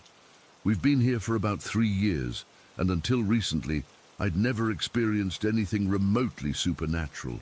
I've always been a bit skeptical about ghost stories and the paranormal, preferring logical explanations for strange occurrences. That changed last month. It was a Tuesday night, nothing special about the day. We'd had dinner, watched some rubbish TV, and headed to bed around 11. Nathan fell asleep almost immediately. He always does. It's actually quite annoying. But I was having trouble drifting off. He was snoring like a chainsaw, these deep, rumbling snores that seemed to vibrate the whole bed. I tried nudging him, rolling him onto his side, all the usual tricks, but nothing worked. After about an hour of lying there staring at the ceiling, I decided to go downstairs and sleep on the sofa. We have 2 sofas in our living room facing each other. One larger 3-seater and a smaller 2-seater opposite. I grabbed my pillow and a blanket from the closet and headed down. The moment I reached the bottom of the stairs, something felt off. I can't really explain it properly.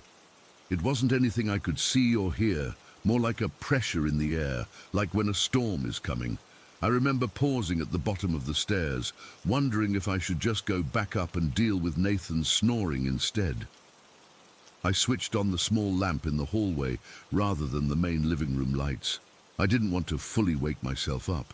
The hallway light cast just enough of a glow into the living room to see the outlines of furniture.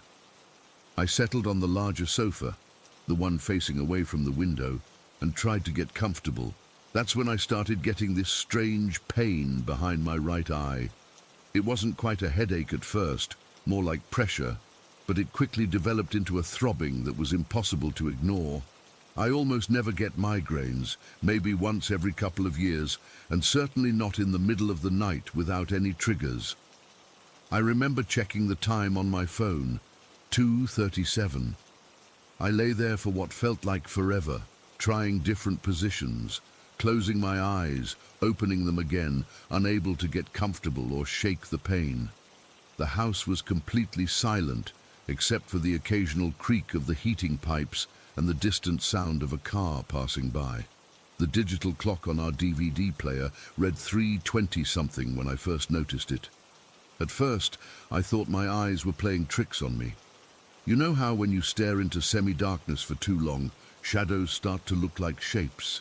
That's what I initially thought was happening, but as I focused on the smaller sofa across from me, I realized there was definitely something there, or someone.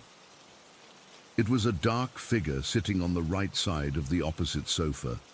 Not just a random shadow, but distinctly human-shaped, with an oval-shaped head clearly visible against the faint light coming from the hallway. It had no distinguishable features, no eyes, no mouth, nothing, just pure darkness, denser than the shadows around it. It reminded me immediately of the shadow man from that movie White Noise. If you've seen it, you'll know exactly what I mean. Just this completely black silhouette, absorbing light rather than simply blocking it. I froze completely. My first thought was that someone had broken in, but deep down I knew this wasn't a person. It was too still, too dark, too wrong. I couldn't even hear breathing. The migraine behind my eye intensified to the point where I felt nauseated. I tried to convince myself it was just a coat or something we'd left on the sofa, but I knew that wasn't true. We never leave clothes on that sofa. I squeezed my eyes shut, counted to 10, and opened them again, expecting the figure to be gone. One of those tricks your brain plays on you when you're tired. But it was still there, perfectly still, just sitting there. I tried to reach for my phone to use as a flashlight, but my hand was shaking so badly I couldn't grip it properly. It fell between the sofa cushions, and I was too terrified to search for it, afraid that any movement might draw the figure's attention. The weird thing is, even though I couldn't see any eyes, I felt it watching me. There was this overwhelming sense of being observed, like when you can feel someone staring at you in a crowded room, that distinctive prickle down your spine. It wasn't threatening exactly, but there was something deeply unsettling about the attention it was giving me. I don't know how long I lay there paralyzed. Maybe 5 minutes, maybe 20. Time seemed to stretch and distort. I couldn't look away from it, and it didn't move an inch the entire time. The only sound was my own heartbeat pounding in my ears and my shallow breathing. Eventually, the fear became so overwhelming that I found myself moving almost on autopilot. I slowly sat up, still staring at the figure, and stood. I backed away toward the stairs, not willing to turn my back on it. The figure remained motionless, just sitting there on the right side of the sofa as I retreated. I practically ran up the stairs, almost tripping in my haste. I burst into our bedroom, waking Nathan up as I dove under the covers. He groggily asked what was wrong, but I couldn't explain it then. I just mumbled something about not feeling well and clung to him until morning, not sleeping for a single minute. His snoring suddenly seemed like the most comforting sound in the world. When morning finally came, I felt ridiculous. In the bright light of day, with Nathan getting ready for work and the normal sounds of our neighborhood outside, the terror of the night before seemed overblown. I convinced myself it had been some kind of sleep paralysis or a half-dream state. The migraine was gone without a trace, which seemed to support my theory that I'd been experiencing some kind of sleep disturbance. Over breakfast, I decided to mention it casually to Nathan, just to get it off my chest. I wasn't expecting his reaction at all. "I think I saw something weird last night," I said, trying to sound nonchalant while buttering my toast. "I went downstairs because you were snoring, and I swear I saw like a shadow man sitting on the small sofa." Nathan's hand froze halfway to his mouth, coffee mug suspended in midair. He looked at me with this expression I'd never seen before, part shock, part recognition. "You sat on the other sofa?" he asked, his voice unusually serious. I nodded, confused by his reaction. "Yeah, the big one. Why?" He put his mug down slowly. "Which side of the sofa was it sitting on?" A chill ran through me. "The right side," I said. "If you're facing it from the other sofa." Nathan went pale. He pushed his breakfast away and leaned forward. "Liv, about 6 months ago, when you were visiting your parents, I couldn't sleep one night. I went downstairs around 3 in the morning and lay on the big sofa, just like you did." My stomach dropped. I already knew what he was going to say. "I saw exactly the same thing," he continued. "A shadow figure sitting on the right side of the small sofa. No features, just this dark silhouette. I thought I was half asleep and imagining things. I've never told anyone about it because it sounded so stupid." My hands started shaking so badly I had to put my toast down. "Why didn't you ever mention it?" He shrugged, looking uncomfortable. "You know I don't believe in ghosts and all that stuff. I figured it was just my eyes playing tricks, or maybe I dozed off without realizing and had a weird dream. I actually forgot about it until just now." But it was in the exact same spot, I insisted. How is that possible if it wasn't real? Nathan had no answer for that. He just sat there looking troubled, his breakfast forgotten. For the next few days, neither of us mentioned it again, but I noticed Nathan was reluctant to go downstairs at night. He'd make excuses to take water up to bed, check the doors were locked earlier in the evening, that kind of thing. And I was the same. I'd rather suffer through his snoring than face what might be waiting downstairs. About a week later, curiosity got the better of me. Nathan was working late, and I decided to see if I could replicate the experience. I know, stupid idea, but I needed to know if it had been real or just some shared hallucination. I waited until around 3 in the morning, then went downstairs and lay on the large sofa with just the hallway light on like before. I stayed there for 2 hours, my heart racing the entire time, but nothing appeared. The smaller sofa remained empty. I felt equal parts relieved and frustrated. Since then, I've tried. 3 more times, always with the same result. Nothing. Nathan refuses to try it himself, and I don't blame him. But the fact that we both saw the exact same figure, in the exact same position, months apart, without having discussed it before, I can't explain that away. We've started researching the history of our house, wondering if something happened here that could explain the shadow figure. But so far we've found nothing unusual. The house was built in the 1980s, and as far as we can tell, there have been no deaths or tragedies associated with it. The strangest part is that nothing else weird has happened. No objects moving, no strange noises, nothing that you'd typically associate with a haunting. Just this shadow figure that apparently likes to sit on our sofa in the early hours of the morning, watching whoever happens to be trying to sleep across from it. I've barely slept properly since that night. Every time Nathan snores, I find myself lying awake, staring at the bedroom ceiling, wondering if the shadow is sitting downstairs right now, waiting for someone to keep it company. And sometimes, when I'm home alone at night, I swear I can feel that same sensation of being watched, even when I'm upstairs. I don't know what we saw. Maybe it was just a bizarre coincidence or some kind of shared psychological phenomenon. But deep down, I know what I saw was real.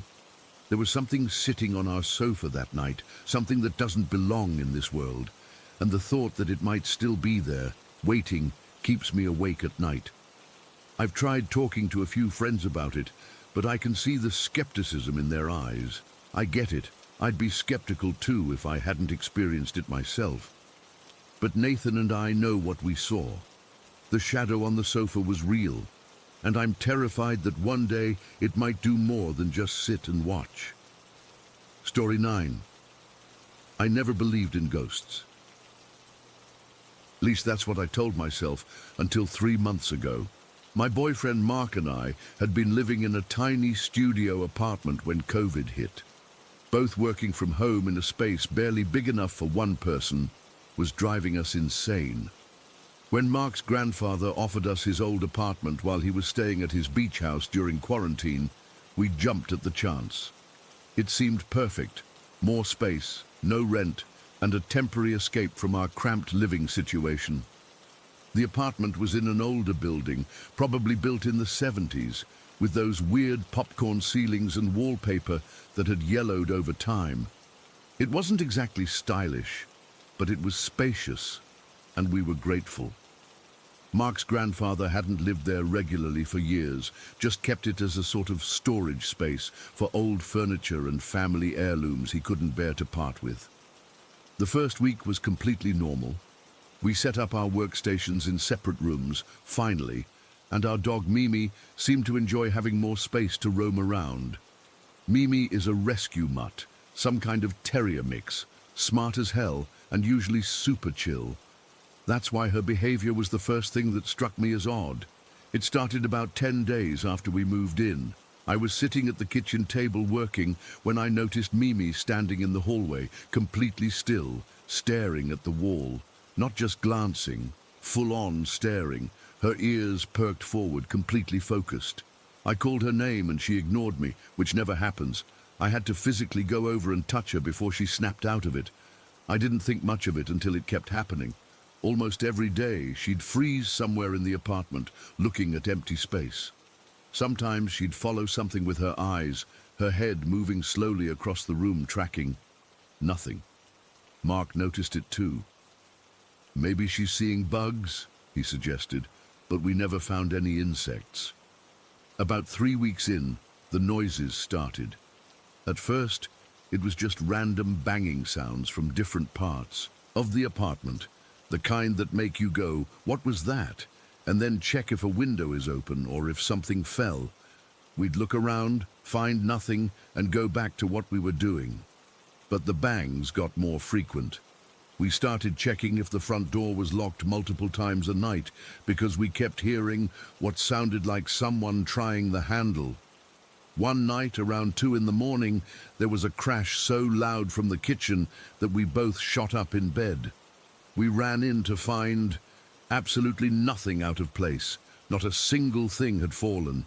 I was 28 weeks pregnant at this point, and between the pregnancy hormones and lack of sleep, I was starting to get seriously freaked out. But Mark kept finding logical explanations: old pipes, the building settling, neighbors being loud. Then the doors started closing by themselves. Not slamming, just slowly swinging shut when they'd been left open. The first time it happened, I thought it was a draft, but there wasn't a window open. The second time, I watched it happen. The bathroom door just closed. Slowly, deliberately, with no one touching it. "It's probably just uneven flooring," Mark said. "Old buildings shift." But it wasn't just doors. The kitchen lights would flicker when we turned them on. Not in a horror movie way, just a subtle dimming and brightening that made you question if you'd actually seen it. The TV would occasionally turn to static for a few seconds before returning to normal. The worst incident happened about 6 weeks after moving in. We'd both caught some kind of stomach bug. Not COVID, thankfully we got tested, and were lying in bed feeling absolutely miserable. I was especially worried because of the pregnancy, though my doctor assured me over the phone that as long as I stayed hydrated, the baby would be fine.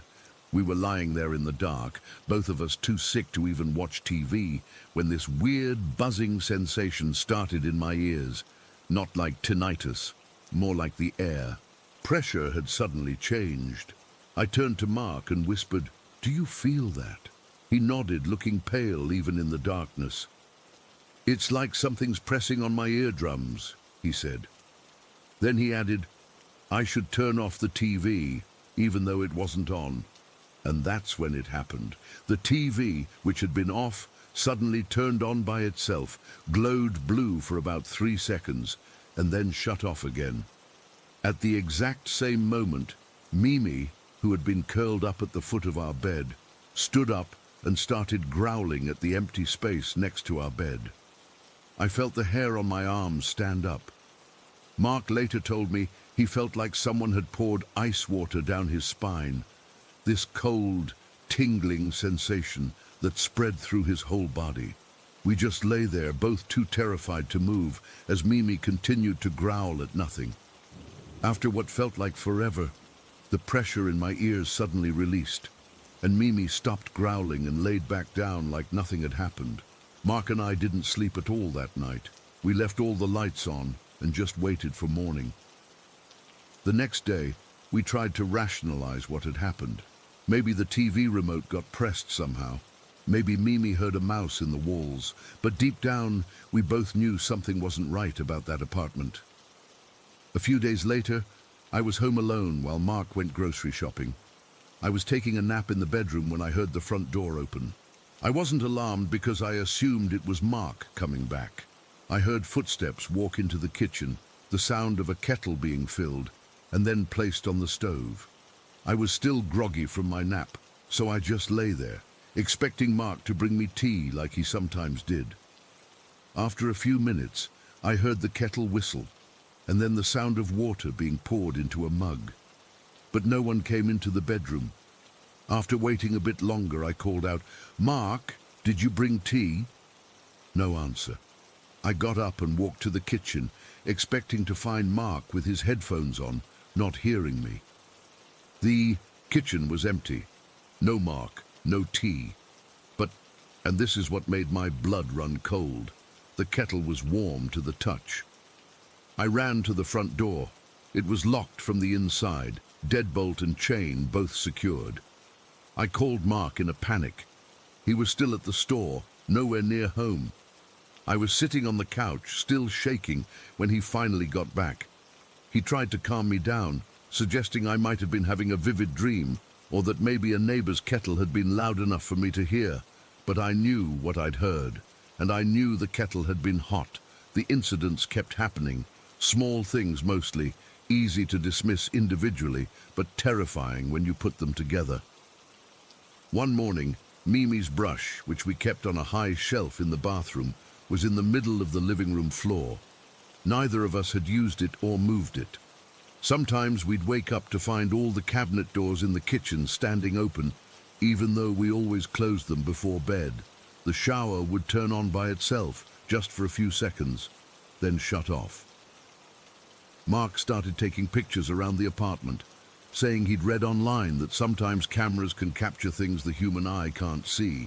Most of the photos were normal, but in some, especially ones taken with the flash in the darker rooms, there were these weird orbs of light, not lens flares or dust, actual balls of light that seemed to hover in midair.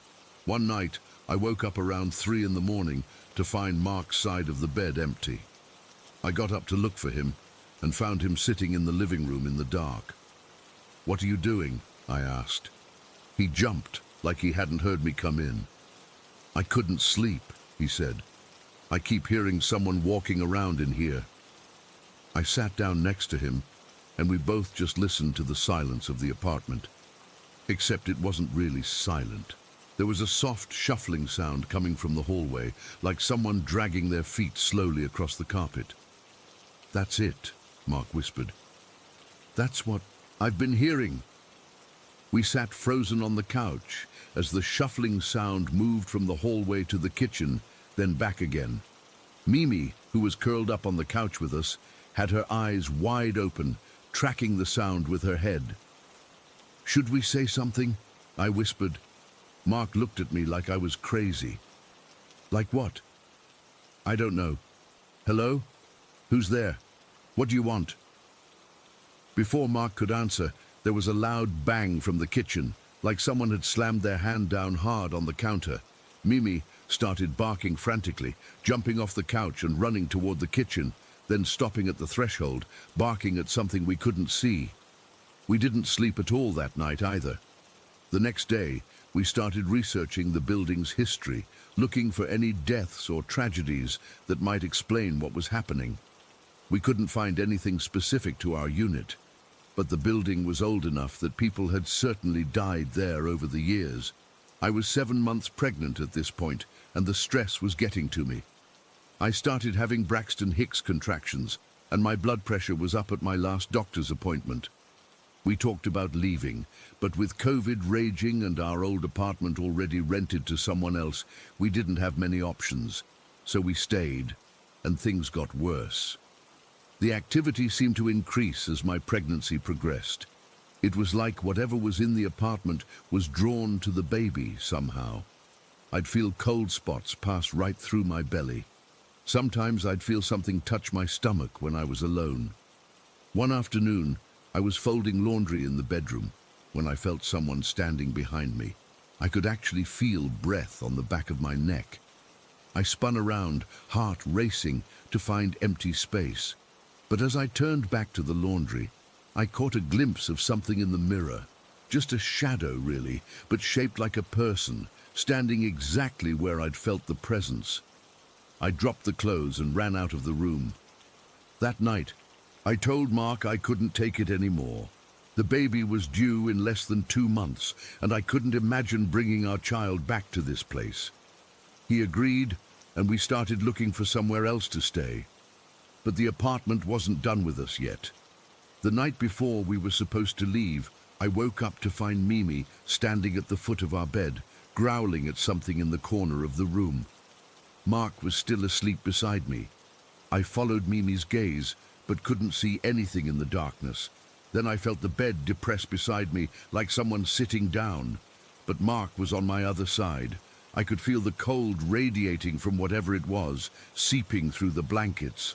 I tried to scream, but no sound came out. I tried to wake Mark, but I couldn't move. I just lay there, paralyzed, as the weight shifted closer to me. I could feel it leaning over me now, the cold intensifying. There was a smell too, something old and musty, like clothes that had been packed away too long. Then it whispered, not in my ear, but somehow inside my head. I couldn't make out words exactly, just a hushed, urgent sound that made my skin crawl. And then it touched my stomach, right where the baby was. Not a physical touch, more like an energy passing through me, making my entire abdomen go ice cold. In that moment, the baby kicked hard, harder than ever before, like he was fighting against whatever was touching him. And as suddenly as it had started, it was over. The weight disappeared from the bed, the cold receded, and I could move again.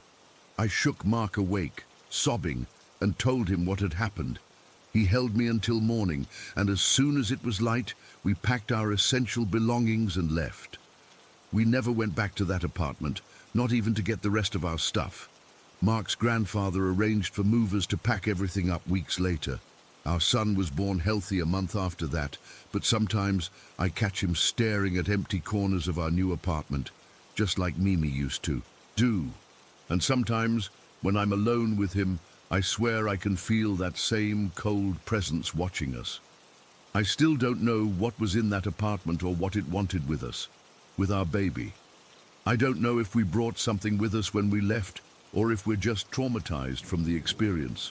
All I know is that I'll never again dismiss someone's ghost story as imagination or coincidence. There are things in this world we don't understand, things we can't see, but that can definitely see us, and sometimes they don't want us to leave. Story 10. I've been debating whether to post this for weeks now. I'm not even sure if writing it down will help, but I need to tell someone who might understand what happened to us that night in northern Michigan. It was the second weekend of October last year. The fall colors were at their peak, and the three of us, me, my best friend Gio, and our friend Mara, had been road tripping through the Upper Peninsula, hitting up some hiking spots and just enjoying being away from the city for a few days. Gio has always been into weird stuff.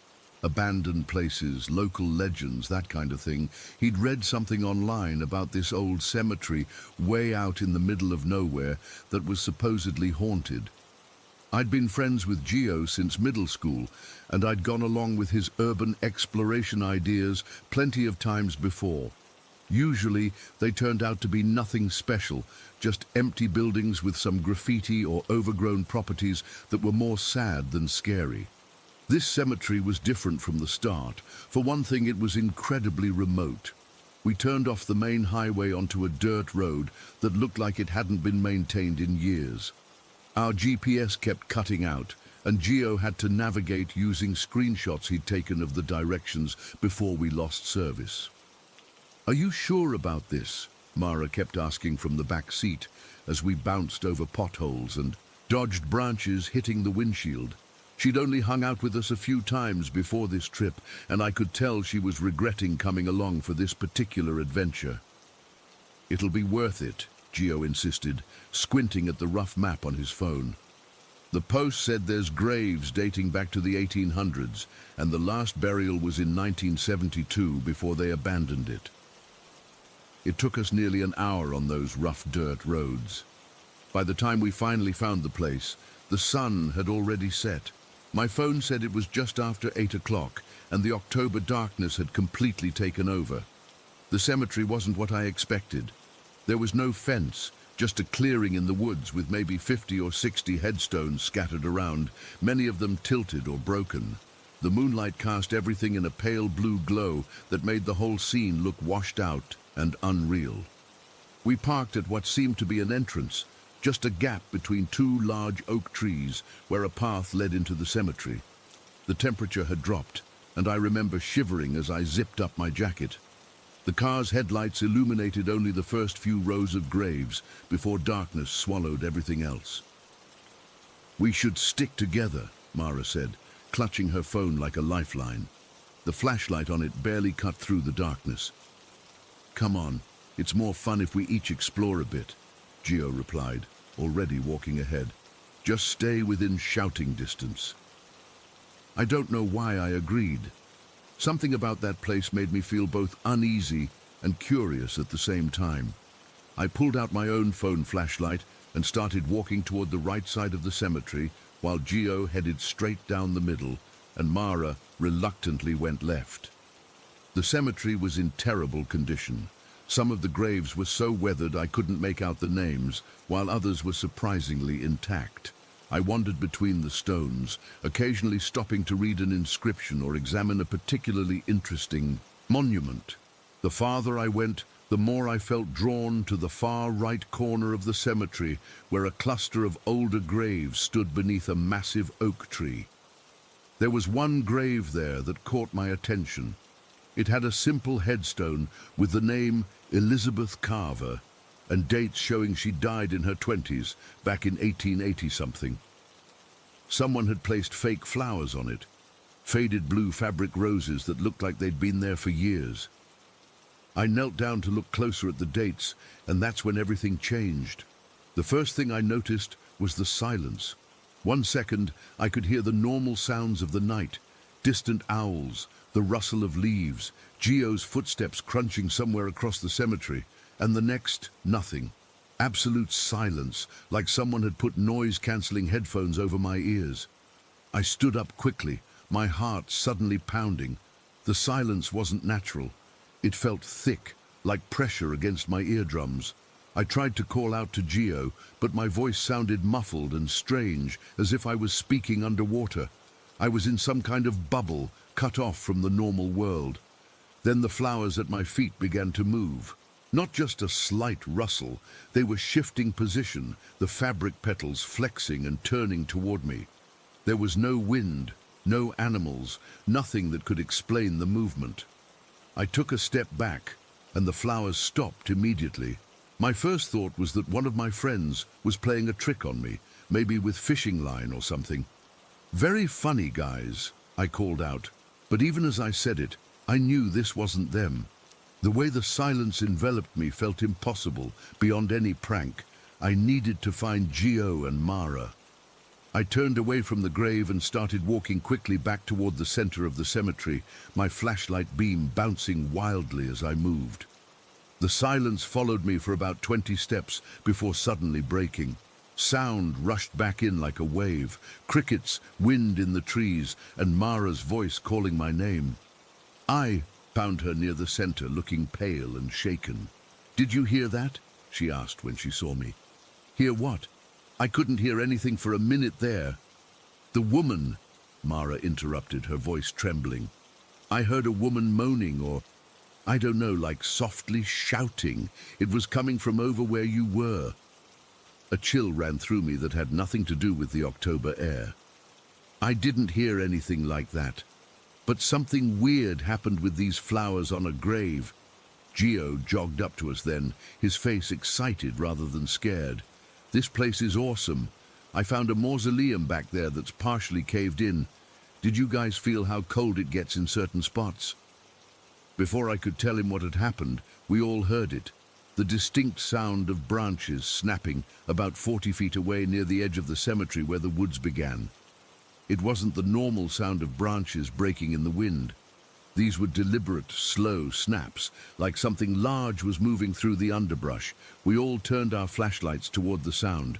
At first, I didn't see anything. Then Gio gasped and grabbed my arm so hard it hurt. There, hovering between 2 trees, was something I still struggled to describe. It looked vaguely human from the waist up, but there was no lower half, just a fading, misty emptiness where legs should have been. The upper portion glowed with a faint bluish-white phosphorescence, like certain mushrooms do in the dark. It wasn't transparent like you'd expect a ghost to be. It had substance, but it was wrong. The proportions were off. the arms too long, the head slightly misshapen. "What the fuck is that?" Mara whispered, her voice barely audible. The thing didn't move for several seconds. It just hovered there, about 4 feet off the ground. Then its head turned toward us with a jerky, unnatural motion that made my stomach lurch. "We need to go, now!" I started backing up toward where we'd parked the car, not taking my eyes off the figure. Gio and Mara followed, both of them stumbling in their haste. What happened next still makes no sense to me. We reached the car. I remember the relief of seeing it sitting there, our escape ready and waiting. I hit the unlock button on my key fob, heard the familiar click of the doors unlocking, but when I tried to open my door, I couldn't. My hand would get within inches of the handle, and then it was like something invisible was pushing back, preventing me from touching it. "I can't," I started to say, and then saw that Gio and Mara were experiencing the same thing. Gio was repeatedly reaching for the passenger door handle, his face contorted in frustration and growing fear. "What's happening?" Mara cried, her voice rising in panic. "Why can't I open the door?" It wasn't that we were physically restrained. There was nothing holding us back that I could see or feel. It was more like our own bodies wouldn't cooperate, like some part of our brains was refusing to complete the action, despite how desperately we wanted to. And we were desperate. Because while we struggled with this invisible barrier, I became aware of something else. A small, dark shape crawling along the ground toward us from the direction of the cemetery. It moved in a jerky, flickering way, like old film footage with missing frames. 1 second it was 30 feet away, then it would vanish completely, only to reappear 10 feet closer. The sight of that crawling thing broke something in me. I screamed, not in fear but in rage and desperation, and suddenly whatever force had been holding us back vanished. We practically dove into the car, slamming the doors shut behind us. "Start the car! Start the fucking car!" Gio was shouting, though I was already jamming the key into the ignition. The engine caught on the first try, and I threw the car into reverse, my foot heavy on the gas pedal. We shot backward down the narrow dirt path, branches scraping along the sides of the car. As we were turning around to head back, down the access road, I felt a sudden, overwhelming urge to look up. Not at the ground where the crawling thing had been, but up into the trees. I didn't want to look. Every rational part of me was screaming to keep my eyes on the road and get us out of there. But I couldn't fight it. I looked up through the windshield and saw it, the same bluish-white entity, now reaching around the trunk of a massive tree about 20 feet off the ground. Its arm was impossibly long, wrapping nearly halfway around the thick trunk. Its face was turned toward us, watching. I couldn't make out features, just dark hollows where eyes should be.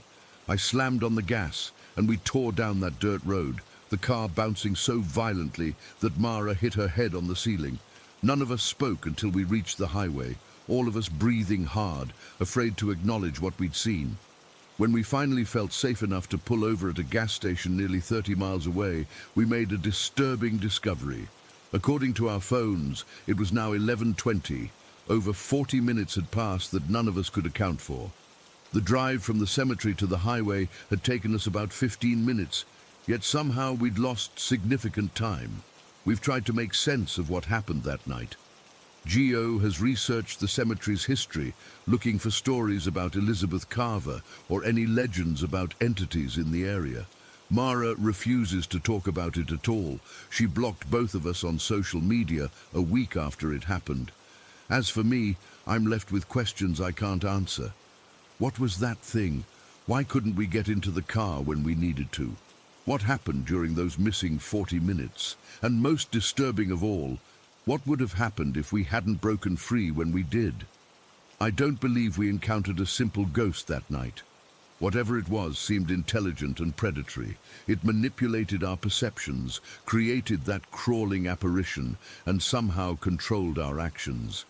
It was playing with us, testing the limits of its power over us.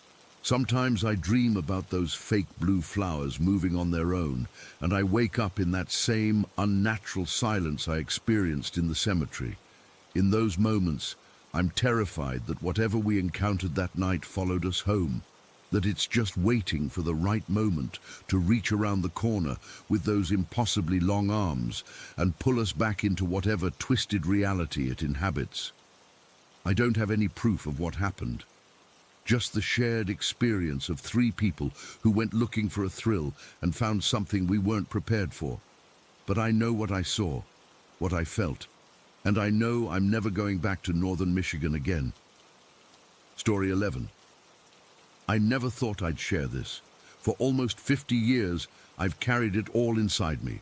The tragedy, the confusion, and the questions that still haunt me every waking moment. But perhaps writing it down might help someone else avoid the same path. I'm still not sure what happened to me back in '74. The doctors have their explanations, the church has theirs, but living through it, well, that's different. My name is Michael. I was a normal bloke with a normal life in Ossett. Had a loving wife, Christine, and 5 beautiful children. Worked hard, came home to dinner on the table, helped with homework. Just living the life I thought I'd always have. Never had any mental problems before. No history of violence. Ask anyone who knew me back then. It all changed when I fell off that bloody ladder. I was fixing the guttering on our house, simple job I'd done dozens of times. The ladder shifted, and next thing I knew, I was flat on my back in the garden, pain shooting through my spine like lightning. The doctor said I'd compressed some vertebrae. Nothing surgery could fix, just pain management and time. But the pain never really went away. Days turned into weeks, weeks into months. The pain was constant, grinding me down. Couldn't work properly, couldn't sleep, couldn't be the husband or father I wanted to be. I started snapping at the kids, arguing with Christine over nothing. The pain pills barely took the edge off, and I was taking more than I should have been. I was becoming someone I didn't recognize. Our neighbor Doris suggested I come along to her Christian fellowship group, said they'd pray for my healing. I wasn't particularly religious, but Christine thought it might help, so I went along. That's where I met Marie Robinson. Marie was only 21, but she led the group like someone 3 times her age. Pretty girl, very intense eyes. When she prayed, everyone listened. First time she put her hands on my back and prayed, I felt warmth spread through me. The pain didn't disappear completely, but it eased enough that I could sleep that night without pills. It was the first relief I'd had in months. I started going regularly, twice a week at first, then almost daily. Christine was happy at first, said I seemed more like my old self. And it was true. When I was at those meetings with Marie leading prayers, I felt better. Not just my back, but my whole self. Like I could breathe again. Looking back now, I can see how it might have appeared to others. I was spending more time with Marie than with my own family. She'd keep me after meetings for special prayer sessions. Nothing inappropriate happened, not physically anyway. But there was a connection there I couldn't explain. Sometimes we'd just sit in silence for an hour, her hand on mine, and I'd feel this strange energy passing between us. The rumors started, as they always do in small towns. People whispering that Marie and I were having an affair. It wasn't true, but I can't deny there was something pulling me toward her that went beyond spiritual guidance. Christine heard the rumors, of course, started questioning where I was going, why I needed so much prayer. I denied everything, got defensive, which only made things worse. The night everything changed, we were having a prayer meeting at Marie's flat. About 10 people from the fellowship were there. I remember feeling strange that evening, lightheaded, disconnected. Marie had been more intense than usual, talking about spiritual warfare and demons that prey on the weak.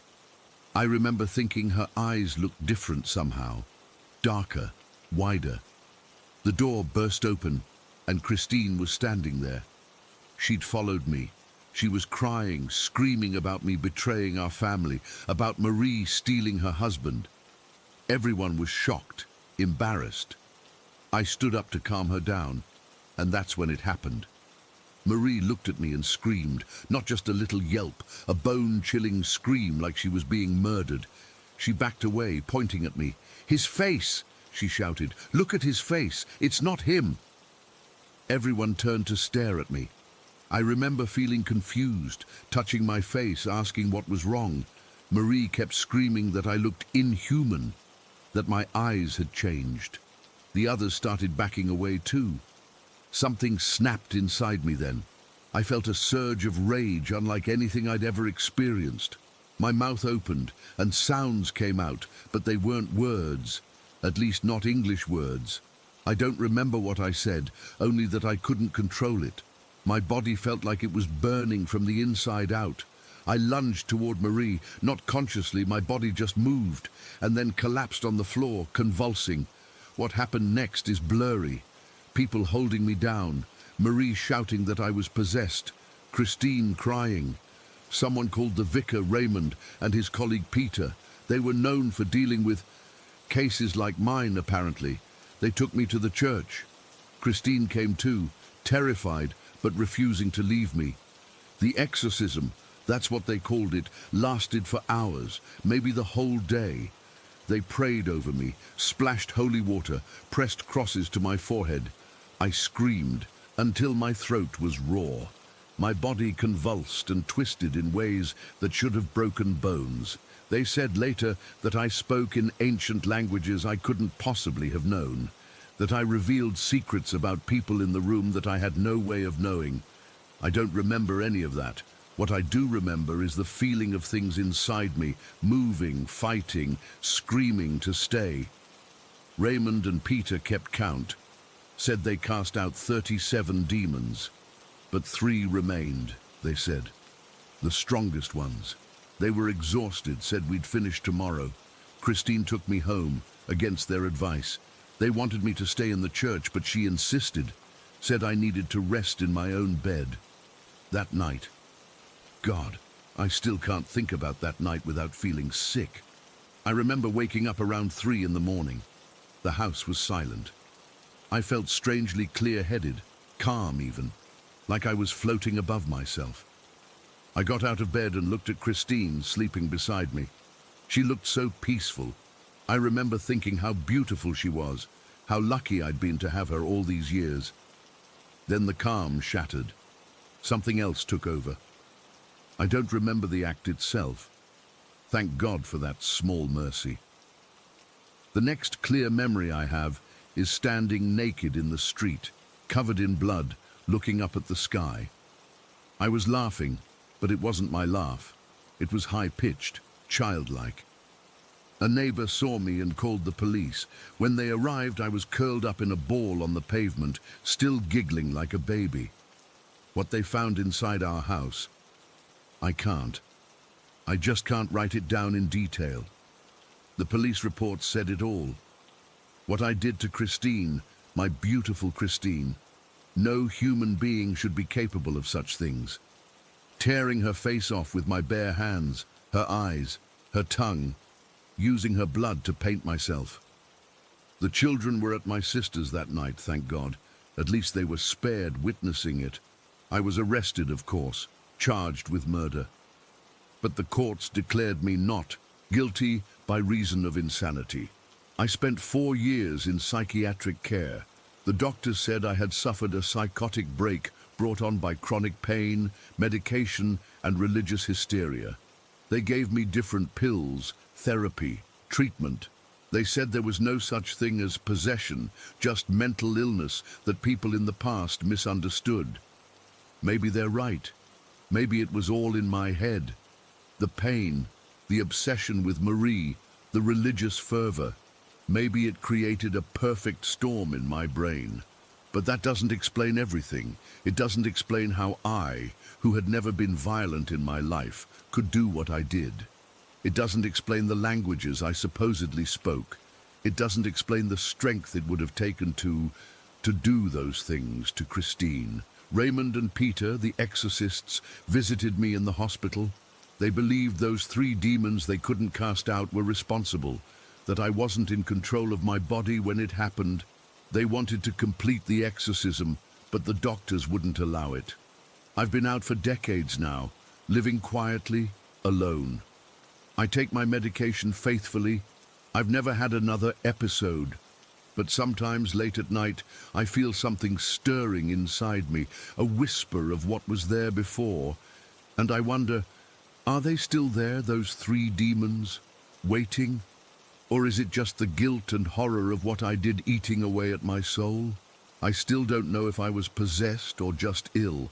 I don't know if what happened that night was supernatural evil or human madness.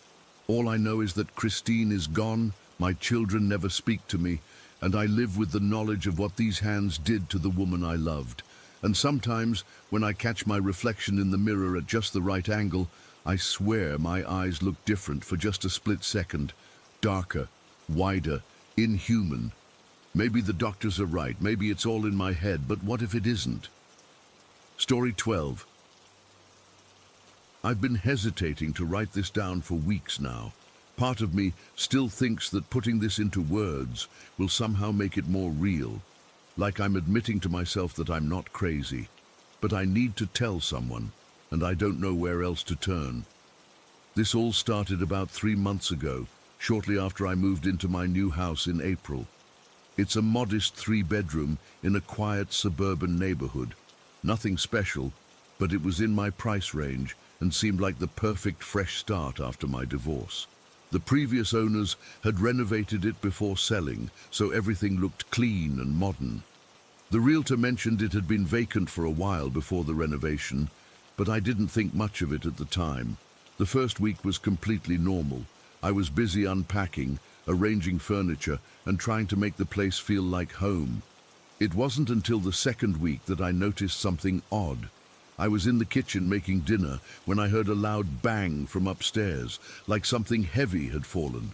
I ran up to check, thinking maybe a box I'd stacked had toppled over, but everything was exactly as I'd left it.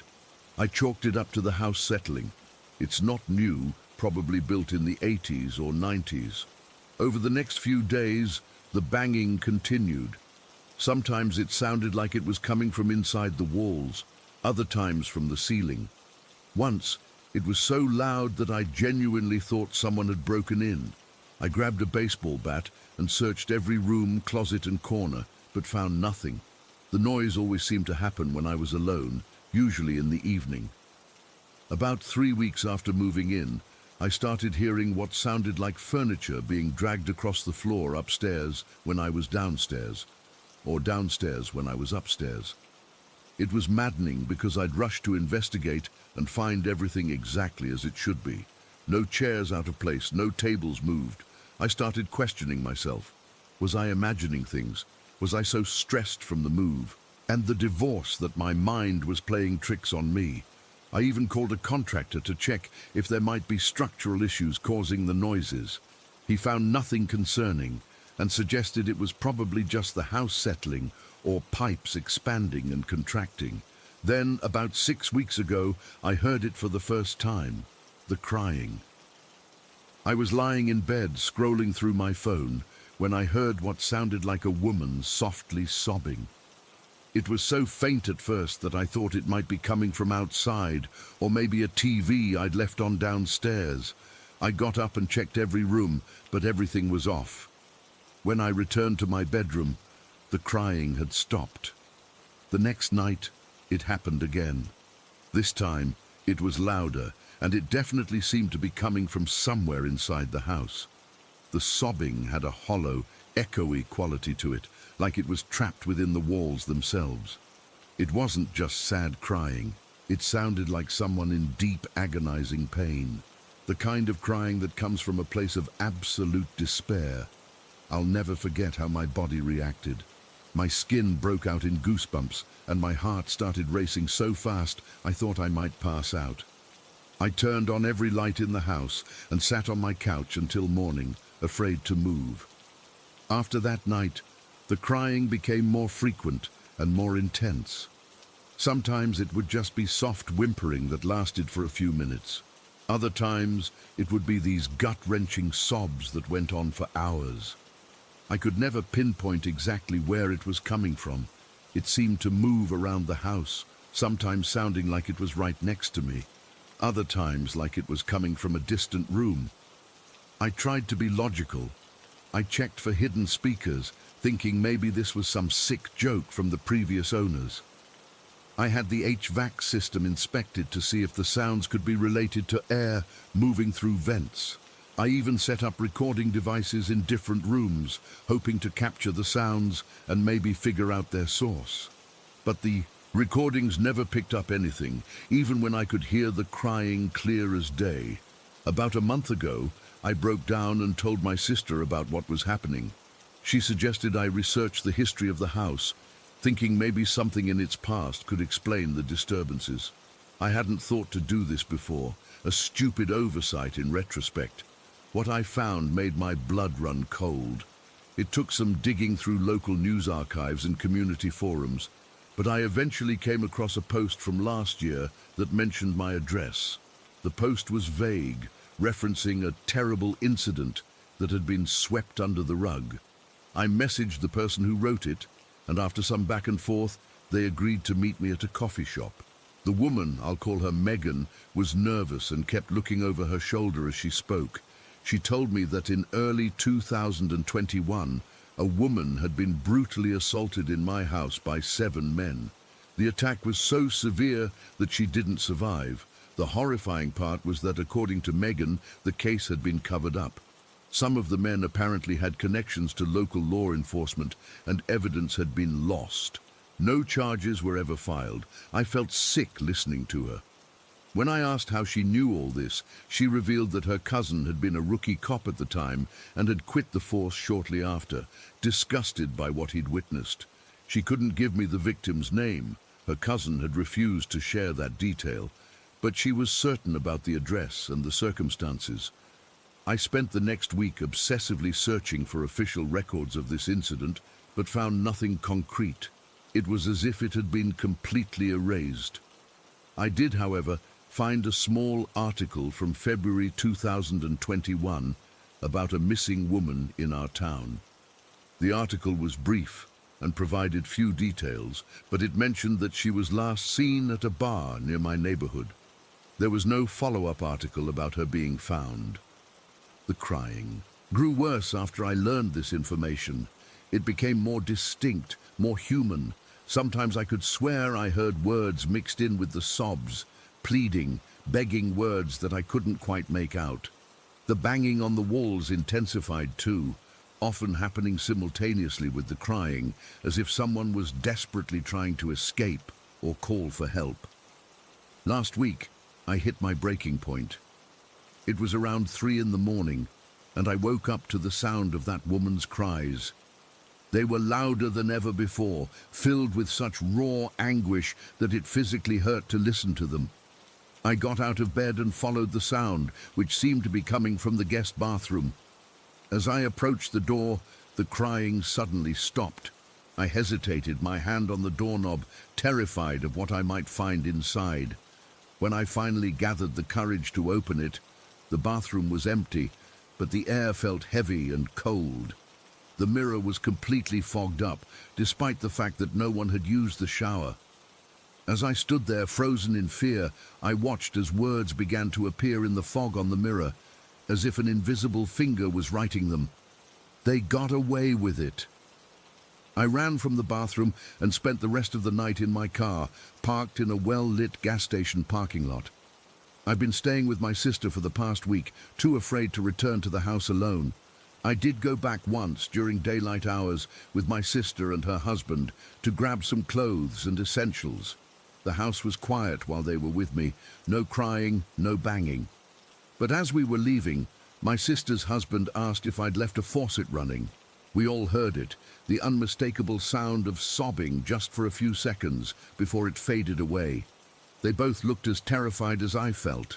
I don't know what to do. I can't live in that house anymore, but I also can't afford to just abandon it. I've thought about contacting a medium or someone who deals with paranormal activity, but part of me is afraid of what they might uncover. What if this is more than just a haunting? What if the spirit of this woman is crying out for justice that she never received? The rational part of my brain keeps trying to find logical explanations. Maybe there's a psychological term for what's happening to me. How learning about a tragedy could make me susceptible to hearing things that aren't really there. But that doesn't explain what my sister and her husband heard, or the words on the mirror. I've been looking into the case more, trying to find any information about the missing woman or any unusual police activity from early 2021. I've even considered going to the current police department with what I know. But what would I tell them? That a ghost told me there was a cover-up? They'd think I was insane. Last night, I dreamed I was back in the house. In the dream, I could hear the crying coming from behind a wall in the basement. A wall that doesn't exist in the actual house. I was trying to break through it with my bare hands, tearing at the drywall until my fingers bled. When I finally created a hole big enough to see through, a hand reached out and grabbed my wrist. I woke up screaming, with the distinct feeling of pressure around my wrist where the hand had grabbed me. I'm writing this from my sister's guest room. It's almost midnight, and everyone else is asleep.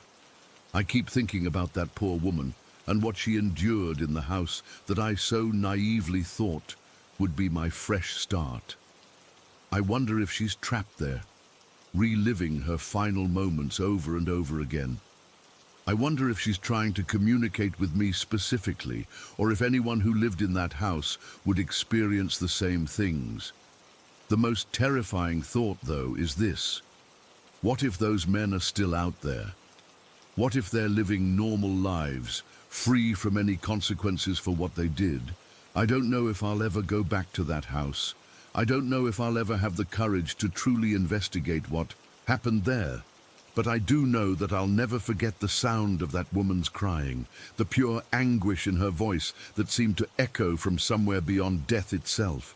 And sometimes, even here at my sister's house, miles away from that place, I swear I can still hear her crying faintly in the distance when everything else is quiet.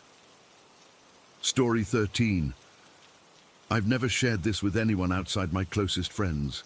Even now, typing this out, my hands feel shaky. I'm not the type who believes in ghosts or demons or whatever, but I can't explain what happened to me when I was 17, or what followed years later. I grew up in Westfield, a tiny farming community where everyone knows your business before you do. After high school, I enrolled in Job Corps to learn a trade because college wasn't really in the cards for me. The campus was about 40 minutes from home, and they set me up in this old dormitory building that always smelled like industrial cleaner and sweaty socks. My room was pretty basic. 2 beds, 2 desks, and 3 closets built into the wall. 1 closet for me, 1 for my future roommate, and this larger middle one we were supposed to share. For the first couple weeks I had the place to myself, which was perfect. I'm not exactly a social butterfly. I should mention I'm pretty methodical about certain things. Every night before bed, I'd lock my closet door by sliding a pencil through these little metal holes in the handle. Nothing valuable in there, just clothes and some personal stuff. But it was my space, you know. The middle closet stayed empty, and the 3rd closet was just waiting for whoever would eventually be assigned to my room. After about 2 weeks, my friend Bacon, yeah, that's what everyone called him, got transferred to my room. We knew each other from orientation, so it wasn't awkward or anything. He moved his stuff in, and things were cool for a few days. But then I started noticing Bacon looking absolutely wrecked in the mornings. Dark circles under his eyes, kind of jumpy. When I asked him about it, he just shrugged and blamed the summer heat. "Can't sleep when it's so damn hot," he said. Made sense, I guess. The AC in that building was ancient, and mostly just pushed around warm air. Then came that night in July. I remember because we had this big welding test the next day, and I'd gone to bed early, around 10. I always sleep on my stomach, have since I was a kid. Can't fall asleep any other way. I woke up, or thought I woke up, in the middle of the night. Immediately, something felt wrong. I was lying on my back, staring at the ceiling. The room was darker than usual, with just this faint bluish light coming from somewhere I couldn't identify. And then I realized all 3 closet doors were wide open. All 3 doors. My first thought was that Bacon had gone through my stuff, but when I glanced over, he was sound asleep in his bed. I tried to sit up, but my body wouldn't respond. Not even a finger would move. I've heard about sleep paralysis before, so I figured that's what was happening.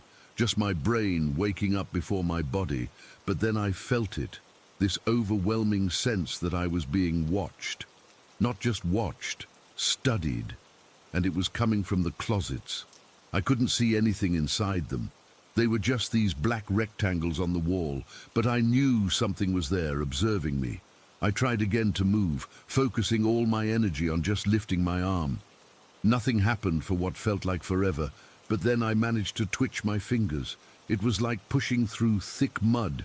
As I finally started to move my arm, this weird tingling sensation spread through my body. You know when your foot falls asleep and you get those pins and needles? Imagine that across your entire body, but more intense, almost painful. The more I fought against the paralysis, the stronger the sensation got. But I kept pushing, determined to get up. I managed to roll off the bed and onto my feet. The floor felt ice cold against my bare skin. I stumbled toward the door, barely able to lift my feet. With each step, my body felt heavier, like gravity was increasing. By the time I reached the door, it felt like I was wearing a lead suit. My breathing was labored, and my heart was hammering so hard I could hear it in my ears. When I touched the door handle, that's when things got really messed up. My entire body suddenly felt like it weighed 1,000 pounds. I could barely stay upright. And this ringing started in my ears, not like a telephone ring, but this high-pitched, deafening sound that made me want to scream. I yanked the door open with the last bit of strength I had and fell forward into the hallway. Then I was back in my bed, on my stomach, like I always sleep. For a few seconds, I thought it had just been a nightmare. Relief washed over me as I turned to check the time, 3:17 in the morning. But as I rolled over, I saw my closet door standing wide open. The pencil I'd used to secure it was on the floor, snapped cleanly in two. I froze. My heart started racing again. I stared at that open door for what felt like hours, terrified to move. The other two closets were closed, but mine, the one I specifically secured every night, was wide open. Eventually, I managed to get up and check on Bacon. He was sleeping soundly, hadn't moved from the position I'd seen him in earlier. I closed my closet door, didn't bother with the pencil this time, what was the point, and climbed back into bed. I didn't sleep another minute that night. The next morning, while Bacon was in the shower, I examined the broken pencil. It wasn't just bent or cracked from pressure. It was snapped completely in two, like someone had deliberately broken it. When Bacon came back, I casually asked if he'd needed something from my closet during the night. "Dude, what are you talking about?" he said, looking genuinely confused. "Your closet's been closed all morning. I saw the pencil in there when I got up." I showed him the broken pencil and the open closet. He swore he hadn't touched it. And I believed him. Bacon wasn't the type to mess with other people's stuff, and he definitely wasn't the type to lie about it. "Maybe you sleepwalked or something," he suggested. I'd never sleepwalked in my life, but I nodded anyway. It was easier than admitting I had no explanation. For the next few nights, I didn't use the pencil. I figured if something wanted to open my closet that badly, a pencil wouldn't stop it. Nothing happened for the rest of the summer, and eventually I convinced myself it had been some weird combination of stress and an actual episode of sleep paralysis. I graduated from Job Corps the following year and moved back home, working various jobs and eventually saving enough to rent half of this old duplex on the edge of town. It was nothing special, just a bedroom, bathroom, small living room and kitchen, but it was mine. 4 years passed without incident. No weird dreams, no broken pencils, no closet doors opening on their own. I almost forgot about what happened at Job Corps. Then came last month. I'd been living in the duplex for about a year at this point. It was a Tuesday night, and I'd fallen asleep on the couch watching TV. I woke up around 2 in the morning and decided to move to my actual bed. My bedroom was at the back of the duplex, with one window facing the backyard. As I walked in and flipped on the light, I caught movement out of the corner of my eye. Someone was looking in through my window. I spun around, ready to yell or grab something to defend myself. But what I saw made the words die in my throat. Pressed against the glass was a face. Not a normal face. This thing was impossibly tall. My window is about 5 feet off the ground, and this, whatever it was, had to be at least 8 feet tall to be looking in like that. Its features were hard to make out. Just dark hollows where eyes should be, and a wide, lipless mouth. For a split second we stared at each other. Then it moved away from the window so quickly it was like it vanished. I ran to the window and yanked the curtains closed, then checked that the window was locked. It was. I grabbed a baseball bat from my closet and ran outside, circling the entire duplex.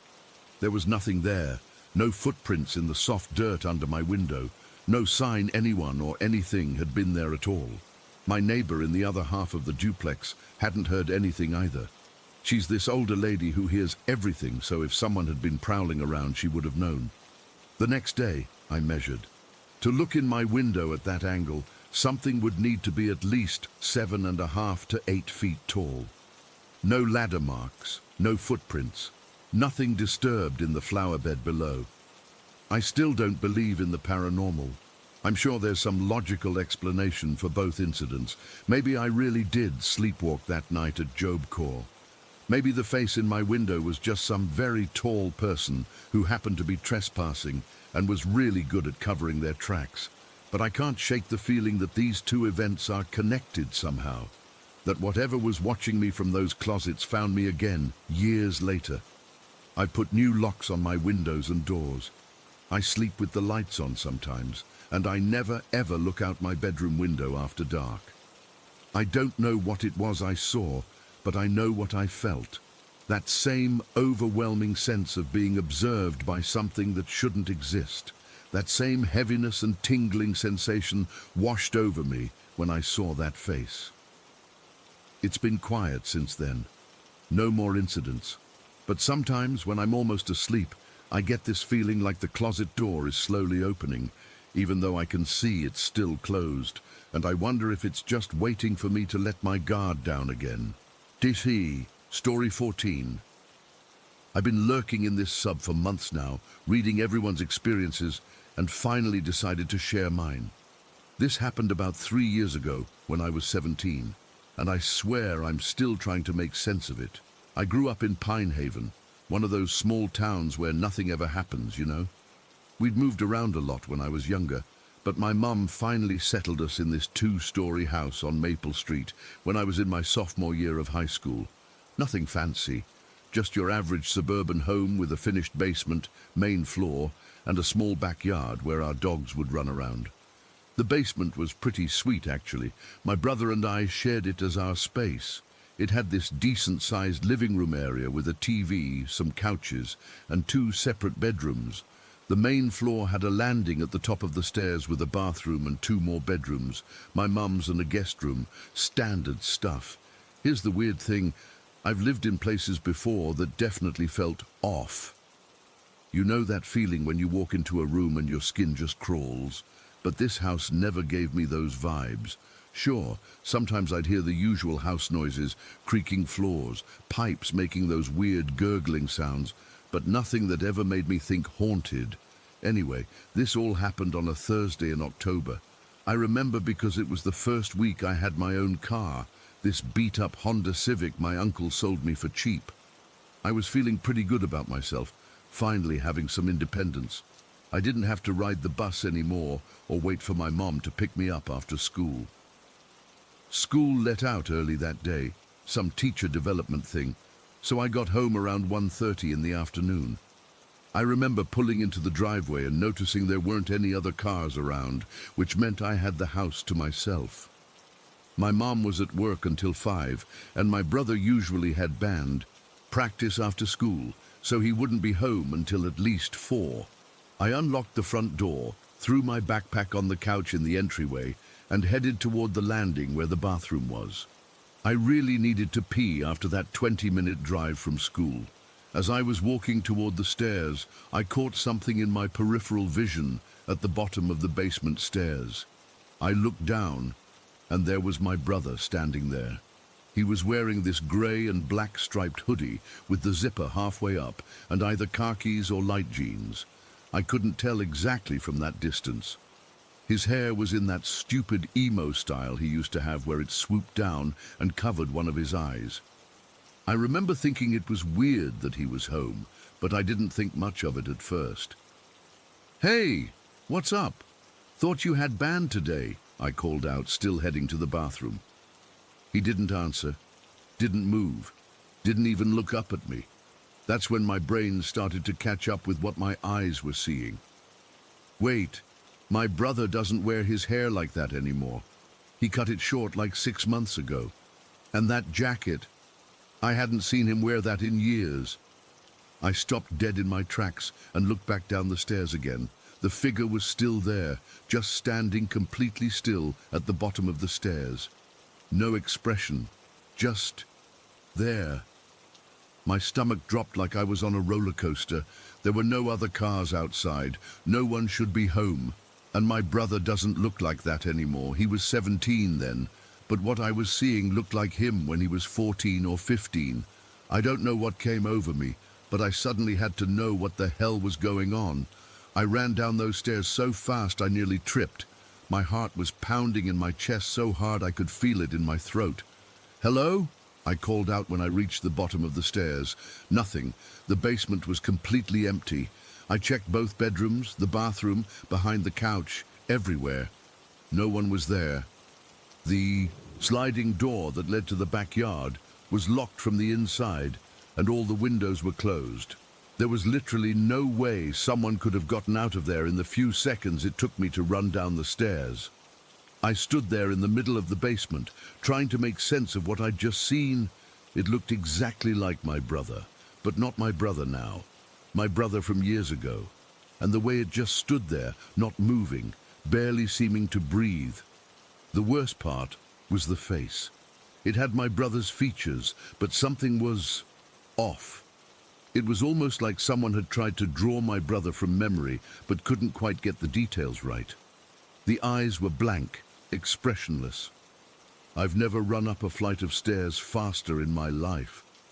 I grabbed our 2 dogs, Buster and Daisy, from the backyard and brought them inside with me.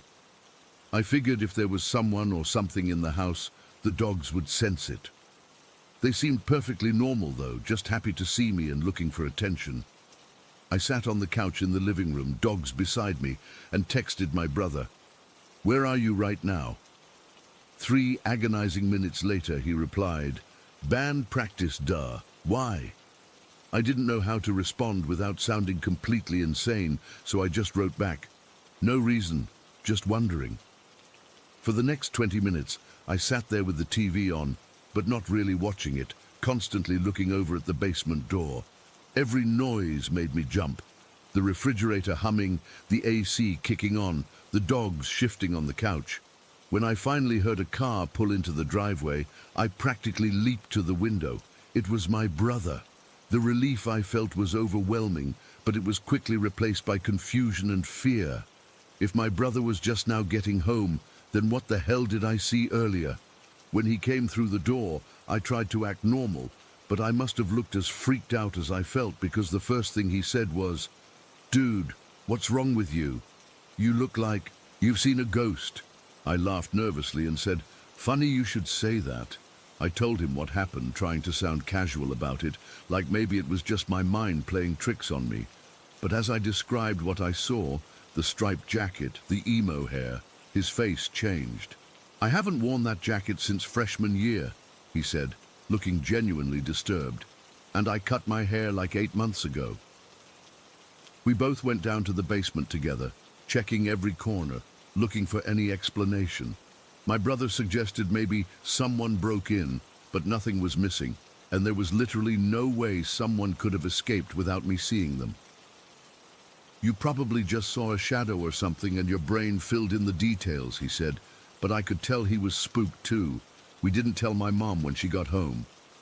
What was I supposed to say? "Hey Mom, I saw a ghost version of my brother from 3 years ago standing in our basement." She'd think I was losing it. I tried to forget about it, chalking it up to an overactive imagination or stress from school. But I couldn't shake the image of that blank-faced version of my brother standing at the bottom of the stairs. Then, about 2 weeks later, something else happened that made it impossible to keep dismissing these things. I was in my bedroom on the main floor, watching YouTube videos on my laptop. It was around 11 at night, and everyone else was asleep. My bedroom had this closet with sliding doors, nothing special, just a standard closet where I kept my clothes and some boxes of old stuff. As I was watching my video, I heard this rustling sound coming from the closet. At first, I thought it was just the house settling, or maybe one of the dogs had somehow gotten shut in there, though I was pretty sure I'd left the closet door closed. I looked over at the closet, and what I saw made my blood run cold. The sliding door was open about 6 inches, and extending from behind the wall inside the closet was a hand. Not a normal hand. This was a weird orangish-yellowish color, like jaundiced skin, but more vibrant. The fingers were too long, too thin. I froze, my eyes locked on this thing. It was moving slightly, like it was feeling around for something. Then, as if it sensed me watching, it disappeared, not like someone pulling their hand back. This thing retracted faster than anything I've ever seen move. It was like watching a video in reverse at high speed. 1 second the hand was there, the next it was gone, with no sound at all. I sat there for what felt like hours, but was probably only a few minutes, unable to move, barely breathing. I kept thinking, this isn't real. This can't be real. Eventually, I forced myself to get up. I grabbed the baseball bat I keep under my bed and slowly approached the closet. My hands were shaking so badly I could barely hold the bat. I stood to the side of the closet. I'm not stupid, I've seen horror movies, and used the bat to push the door all the way open. Nothing, just my clothes hanging there and boxes stacked on the shelf above. I searched that closet like my life depended on it, pulling out every box, checking every corner. There was nowhere someone could have hidden, no hole in the wall, nothing that could explain what I'd seen. I didn't sleep that night. I sat up with the lights on, back against the headboard, bat across my lap until morning. I told my brother about it the next day, and while he acted like he thought I was exaggerating, he suggested we swap rooms for a while. We never talked about it again after that. I still live in that house when I'm home from college on breaks. Nothing that extreme has happened since, but sometimes I'll catch movement out of the corner of my eye or feel like someone's watching me when I'm alone. I don't know what to make of any of this. Was it some kind of doppelganger? A glitch in reality? I've researched everything from quantum physics to demonic manifestations, but nothing quite fits. What I experienced, all I know is that what I saw that day was real. It wasn't my imagination, it wasn't a trick of the light, and it definitely wasn't my actual brother. And that hand in my closet, I still have nightmares about those long yellow fingers reaching out from nowhere. I don't expect anyone to believe me, but it feels good to finally write this down. Has anyone else experienced anything similar? Because 3 years later, I still can't explain what I saw in my mom's house that day. Story 15. I've been debating whether to post this for months now. I'm not looking for attention or trying to scare anyone, but I need to tell someone what's been happening because it's eating me alive. I live alone in a small house about 20 minutes outside Gary, Indiana. It's nothing fancy, just a 2-bedroom place on about 3 acres that backs up to a dense stretch of woods and wetlands. I bought it 4 years ago because it was cheap and I wanted some privacy after my divorce. I never thought I'd end up scared to walk in my own backyard. It started last summer with little things that I brushed off. Weird lights through the trees at night that weren't quite like flashlights, more like faint blue-green glows that would appear and disappear. Sometimes I'd hear odd noises while sitting on my back porch, not normal forest sounds, but rhythmic tapping or what sounded like metal scraping against metal. I told myself it was just other people hiking, or maybe hunters setting up blinds early. By fall, I was having bonfires most weekends. Nothing big, just enough to sit by with a few beers and decompress after work. That's when the footsteps started. The first time it happened was early October. I remember because the leaves had just started to change and there was that crisp smell in the air. I was alone, drinking a beer and poking at the fire when I heard it. Slow, deliberate footsteps, moving along the tree line about 40 yards away. At first, I thought it was a deer, but the pattern was too regular, too intentional. "Hello!" I called out, thinking maybe it was one of my neighbors cutting through my property. No answer. The footsteps continued, step, step, pause, moving parallel to the edge of the forest. I shined my flashlight toward the sound, but couldn't see anything in the thick undergrowth. Then the footsteps stopped completely. I sat there for maybe 30 seconds, straining to hear, when suddenly there was a rush of movement, like something charging directly at me from the trees. The footsteps weren't slow anymore. They were pounding the ground, crashing through brush, coming straight for me. I don't even remember getting up. 1 second I was sitting there, and the next I was slamming my back door shut, heart hammering in my chest. I looked out the window for 10 minutes, but never saw anything emerge from the tree line. My fire just burned down to nothing while I sat inside with all the lights on. I convinced myself it was a coyote, or maybe a feral dog. We have those around here. Nothing to worry about. 2 weeks later, it happened again. Almost identical situation. Me alone by the fire, those same methodical footsteps along the tree line. Same pattern of walking, then pausing. This time I didn't call out.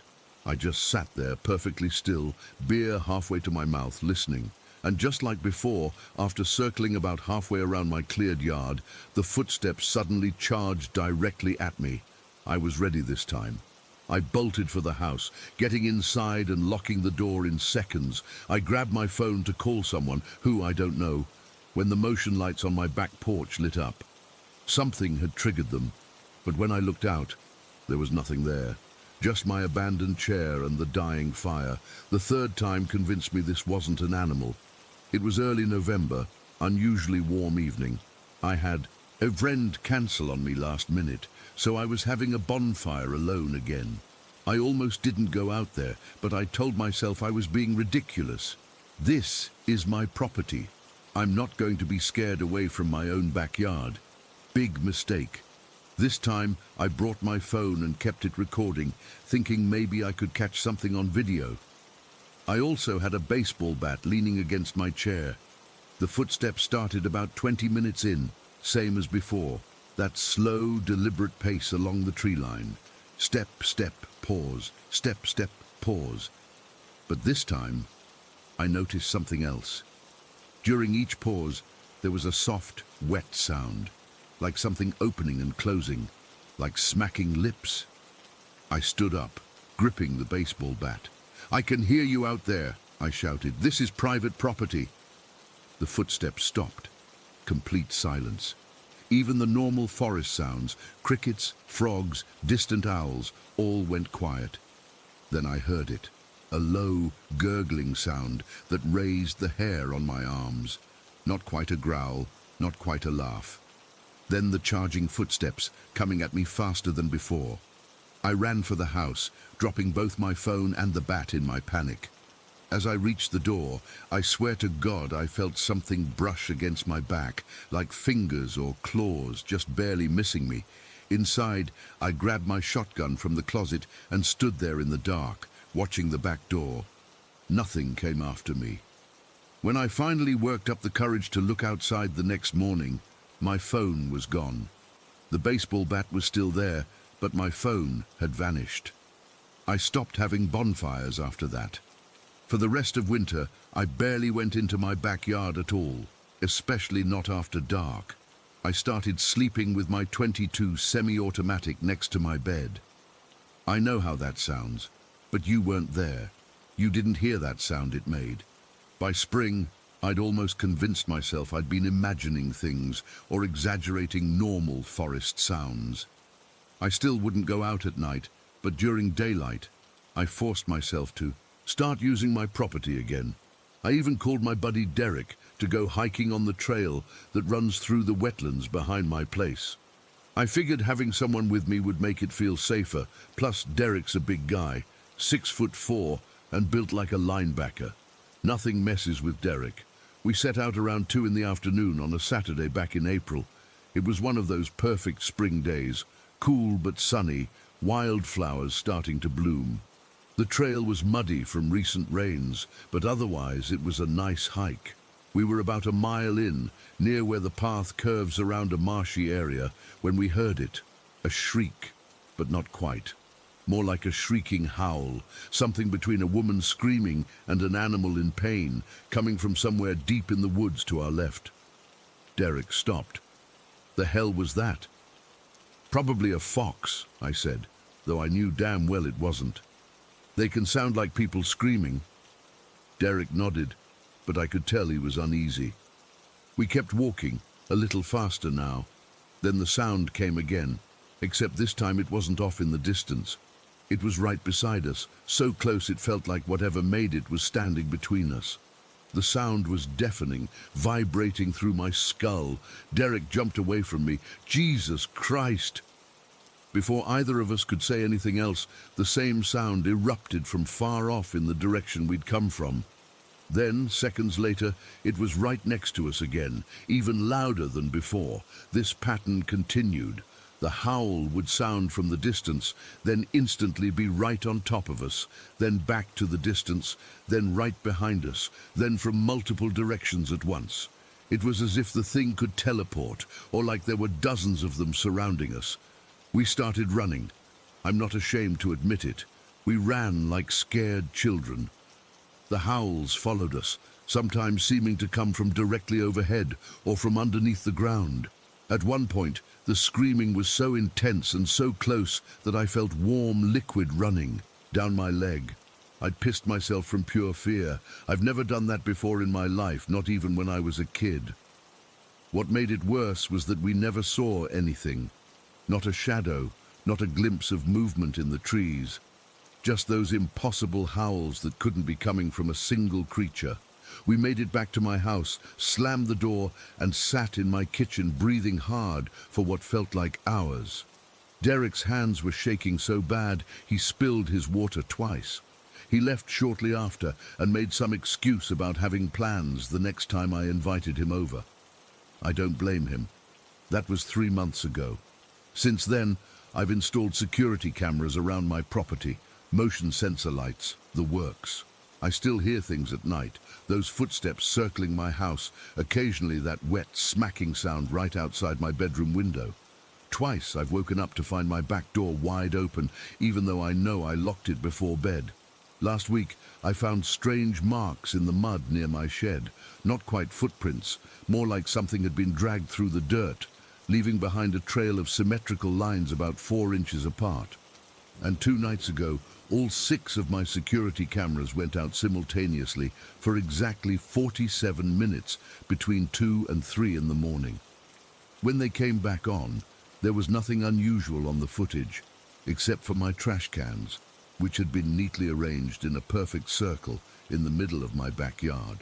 I'm writing this because I don't know what else to do. The police won't take me seriously. I tried reporting it as a possible trespasser, but they just said to call if I actually see someone on my property. I've researched local legends, thinking maybe there's some history here I should know about, but found nothing that matches what I'm experiencing. Whatever is out there can somehow project sounds from different locations. It's intelligent enough to stalk and intimidate rather than just attack. And it seems fixated on me specifically. I'm sleeping with my gun next to my bed now. I've thought about moving, but this house is all I have after the divorce. And honestly, part of me is afraid that whatever this is might follow me. All I know is that something is out there in those woods, something that watches me and waits, something that seems to be getting bolder. The worst part is not knowing what it wants or when it might decide to do more than just scare me. Last night I heard those footsteps again, circling my house for hours. Step, step, pause, step, step, pause. That wet, smacking sound between each set. I stayed awake until dawn with my gun in my lap. When morning finally came, I found all my outside furniture had been stacked in a perfect tower, reaching almost to my roof. I don't know how much longer I can live like this. Story 16. I've been a nomad for almost 4 years now, working remotely and bouncing between countries every few months. I've stayed in some sketchy places, moldy hostels in Cambodia, a half-collapsed cottage in rural Romania, even a converted van in Portugal during a heat wave. Nothing prepared me for what happened in Budapest last month. I found the apartment on one of those long-term rental sites. The price was suspiciously good for the central location in District 7, but I figured it was because the building was clearly ancient.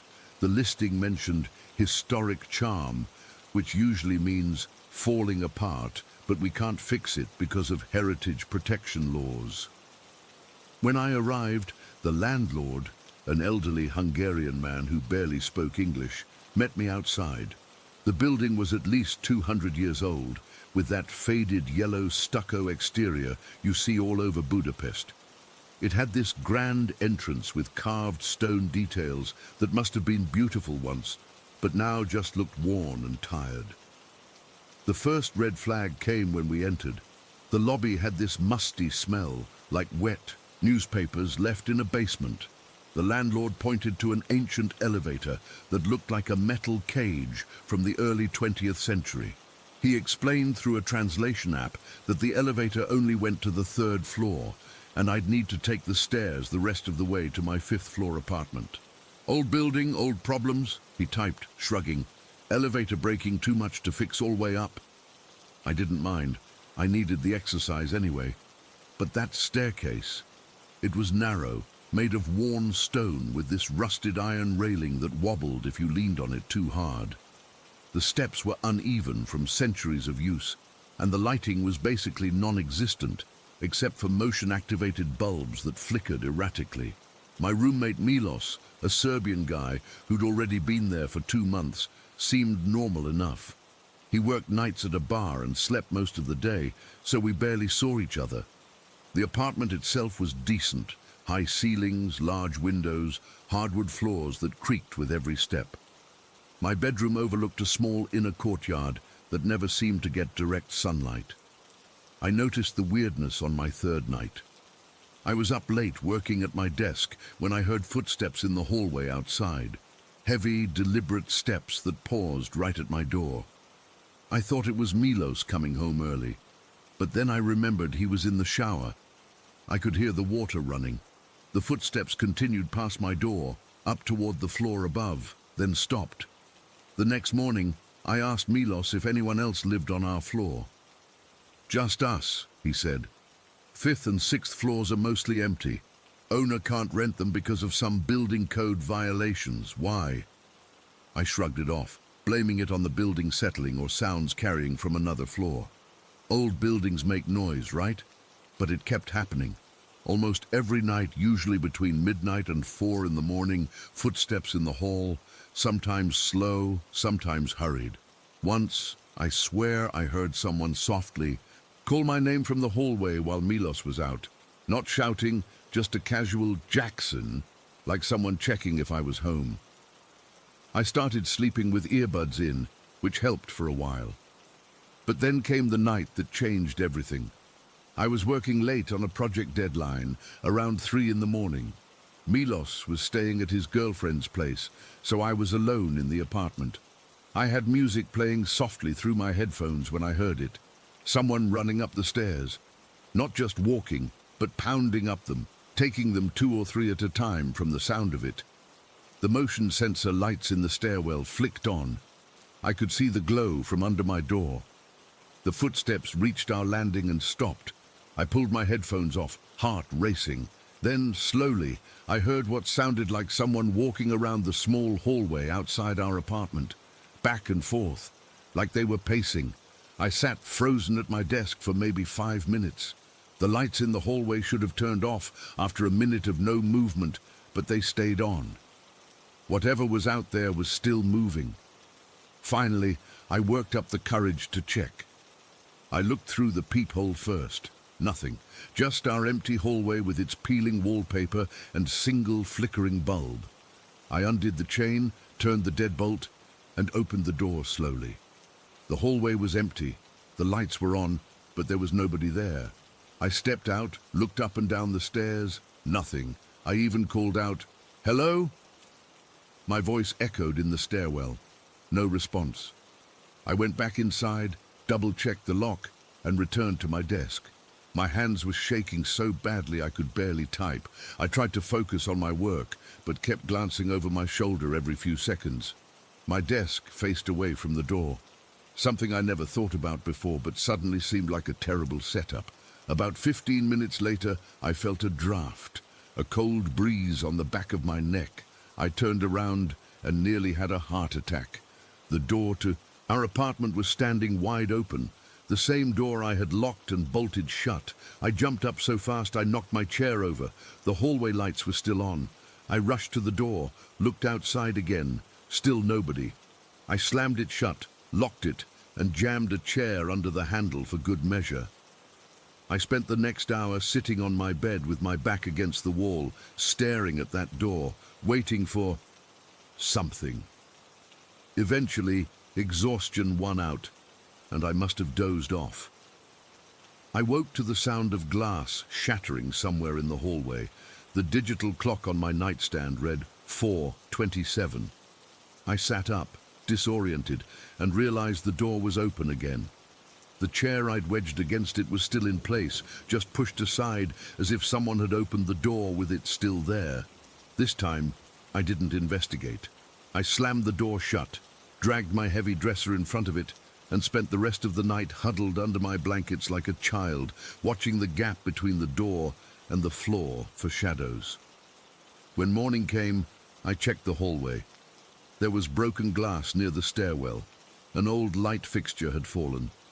Nothing was missing from our apartment, nothing disturbed. I confronted Milos when he came home that afternoon.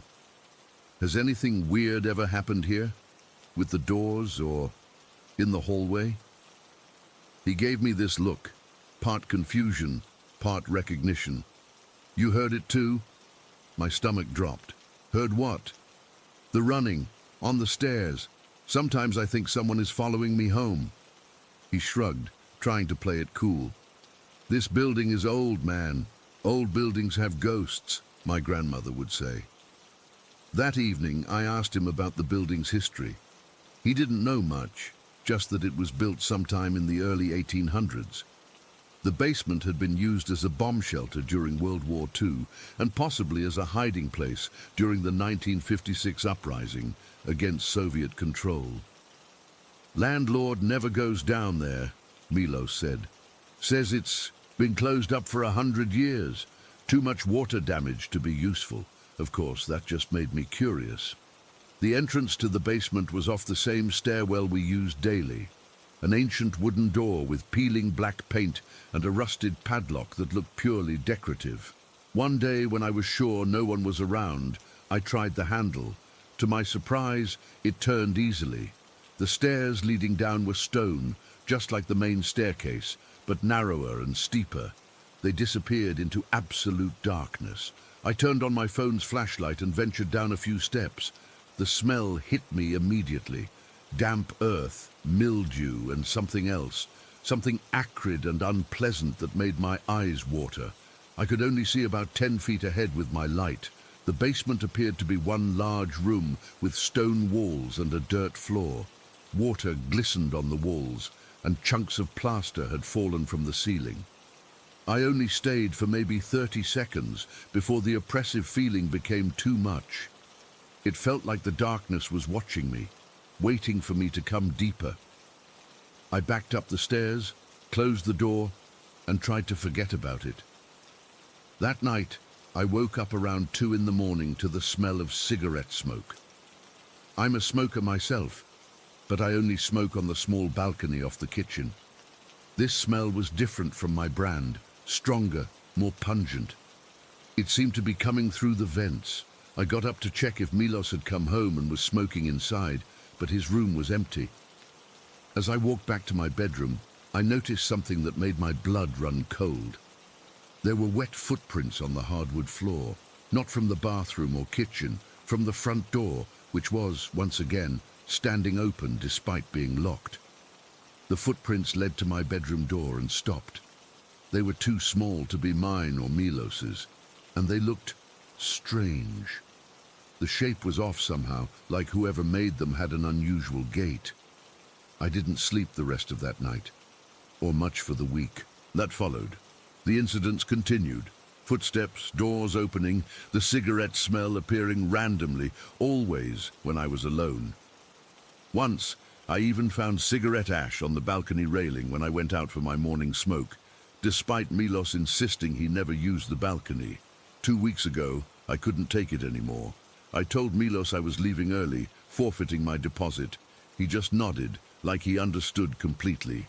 As I was packing, he finally admitted something. The tenant before you left the same way, in the middle of the night, left most of his stuff behind. Why didn't you tell me? I asked. He looked embarrassed. Didn't want to scare you, and I need a roommate to afford this place. On my last night, as I was doing a final sweep of my room, I heard the running on the stairs again, faster than ever before. The lights flashed on, then off, then on again. I froze, listening as the footsteps reached our landing. Then came a soft knock at the door. I didn't answer, didn't move. The knocking came again, more insistent. Then the handle turned, the deadbolt slid open on its own. I watched, paralyzed, as the door swung inward. There was nobody there, just the empty, dimly lit hallway, but the cigarette smell filled the apartment, stronger than ever before. I grabbed my bags and left that night, found a hotel near the train station. I've been trying to make sense of what happened ever since. Was it some elaborate prank, a hallucination from mold exposure? Or was there really something in that building, something that could manipulate locked doors, create sounds where no person walked, and leave traces of its presence in ash and footprints? I don't know, but I still check behind me when I'm walking upstairs, and I always make sure my door is locked at night. Story 17. I've never been the type to believe in ghosts. Growing up, I rolled my eyes at horror movies and thought, people who claimed to see spirits were either lying or had overactive imaginations. That was before university, before those 2 houses. Now, I don't know what to believe anymore. It was my second year at uni when my friends and I decided to move in together. There were 5 of us, me, Victoria, Sarah, Emma, Josh, and Mike. We found this old terraced house that seemed perfect. 5 bedrooms, decent rent, close to campus. The landlord mentioned a basement but said it was just for storage. None of us thought much of it at the time. The day we moved in, I remember feeling this weird heaviness in the air. I brushed it off as exhaustion from carrying boxes up and down stairs all day. We spent that first night just hanging out in the living room, drinking cheap wine, and feeling grown up about having our own place. It was the next morning when things started feeling off. I was coming back from a coffee run, and as I approached our front door, I glanced through the living room window. I froze. There was a dark figure moving across the room, not like a person, more like a shadow that shouldn't be there. I thought someone had broken in, but when I rushed inside, the living room was completely empty. Did any of you just walk through the living room? I asked the others. Everyone was still in their bedrooms unpacking. That was the first incident. A few days later, Josh suggested we check out the basement properly. It was cold down there, with concrete floors and bare brick walls. In the far corner, we found this weird little matchstick model of a house. It looked handmade, detailed, like someone had spent ages on it. Next to it were these yellowing newspaper clippings from the 70s. Most were about local events, nothing sinister, but finding them tucked away like that gave me the creeps. "Let's just leave this stuff here," Sarah said. We all agreed and went back upstairs. That night, I woke up around 3 in the morning to the sound of the basement door opening. I Distinctly remember checking that door before bed. I'd locked it myself. When I crept downstairs to investigate, the basement light was on. No one was there, but the door was wide open, the lock undamaged. I closed it, locked it again, and went back to bed, telling myself there must be a logical explanation. The next morning, the basement door was open again. These things kept happening, getting more frequent, more obvious. I'd wake up to find my bedroom drawers open, drawers I specifically remembered closing, and it wasn't just me. Emma found all her kitchen cabinets open one morning, despite having shut them the night before. The footsteps were the worst. Every night, without fail, we'd hear heavy footsteps walking up and down the upstairs hallway, sometimes slow and deliberate, sometimes running. We'd check, but there was never anyone there. We started keeping our bedroom doors locked at night. About a month in, I began waking up to this violent banging on my radiator. It wasn't the normal clanking of an old heating system. This was aggressive, like someone was taking a metal bar to it. But the radiator was across the room from my bed. There was no way I could reach it without getting up, and no one else was in my room. We tried to rationalize everything. Old houses make noises. Maybe the house was settling. Maybe we were all just stressed from coursework. But deep down, we knew something wasn't right. The breaking point came about 4 months in. I was studying late in my room when I heard Mike yell from downstairs. I found him standing in the living room, pale as a sheet. "I saw someone," he stammered. "A shadow. It walked right through that wall." We decided that night we needed to move. Our lease wasn't up for another 2 months, but we couldn't take it anymore. We found another house a few streets away, slightly more expensive but seemingly normal. We broke our lease, paid the penalty, and moved out as quickly as we could. For about a week in the new house, everything seemed fine. We started to relax, to convince ourselves we'd just been in a house with bad wiring and drafty walls. Then the footsteps started again. It was the exact same sound, heavy steps pacing the upstairs hallway at night. I remember lying in bed, hearing them start, and feeling my stomach drop. How could the same sounds be happening in a completely different house? One night, about 2 weeks after moving in, I was in the bathroom getting ready for bed. The door was locked. I always locked it, especially after everything that had happened. Suddenly, the handle started rattling violently. Not like someone trying to get in, like someone trying to scare me. And then I heard it. Giggling. Not friendly laughter. This was malicious, almost childlike, but wrong. "Who's there?" I called out, my voice shaking. The rattling stopped. When I finally worked up the courage to open the door, the hallway was pitch black. I distinctly remember leaving the hall light on. I flipped the switch, but nothing happened. The bulb had blown. I ran to my room and locked the door behind me, then texted the group chat. Everyone replied they were in bed, had been for hours. Things escalated from there. Objects in my room would fall off my shelf, a perfectly level shelf. I'd find my clothes rearranged in my drawers. Once, my laptop moved from my desk to my bed while I was in the shower. The worst night happened about 3 months into living in the second house. I was almost asleep when I heard someone exhale loudly right next to my ear. Not just heard it, I felt the breath on my skin. My eyes shot open, and there, standing beside my bed, was a figure. It looked human-shaped, but not quite right, like a person made of static. I blinked, and it was gone, but the feeling of that breath lingered on my skin. I didn't sleep for the rest of the night. When I finally came downstairs the next morning, Emma and Sarah were sitting at the kitchen table, looking exhausted. "Did you guys hear people talking in the living room last night?" Emma asked.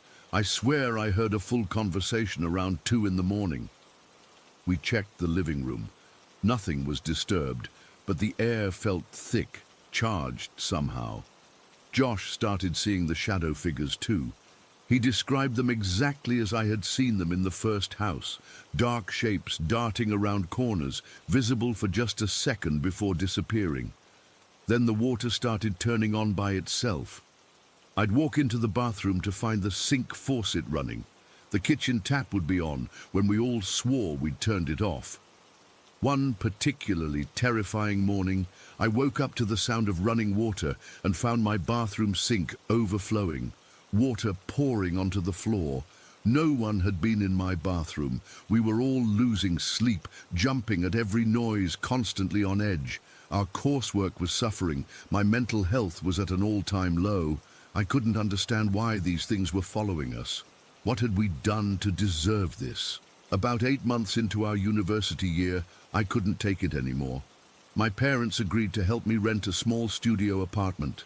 It meant living alone, which scared me after everything that had happened, but I was desperate to escape whatever was haunting us.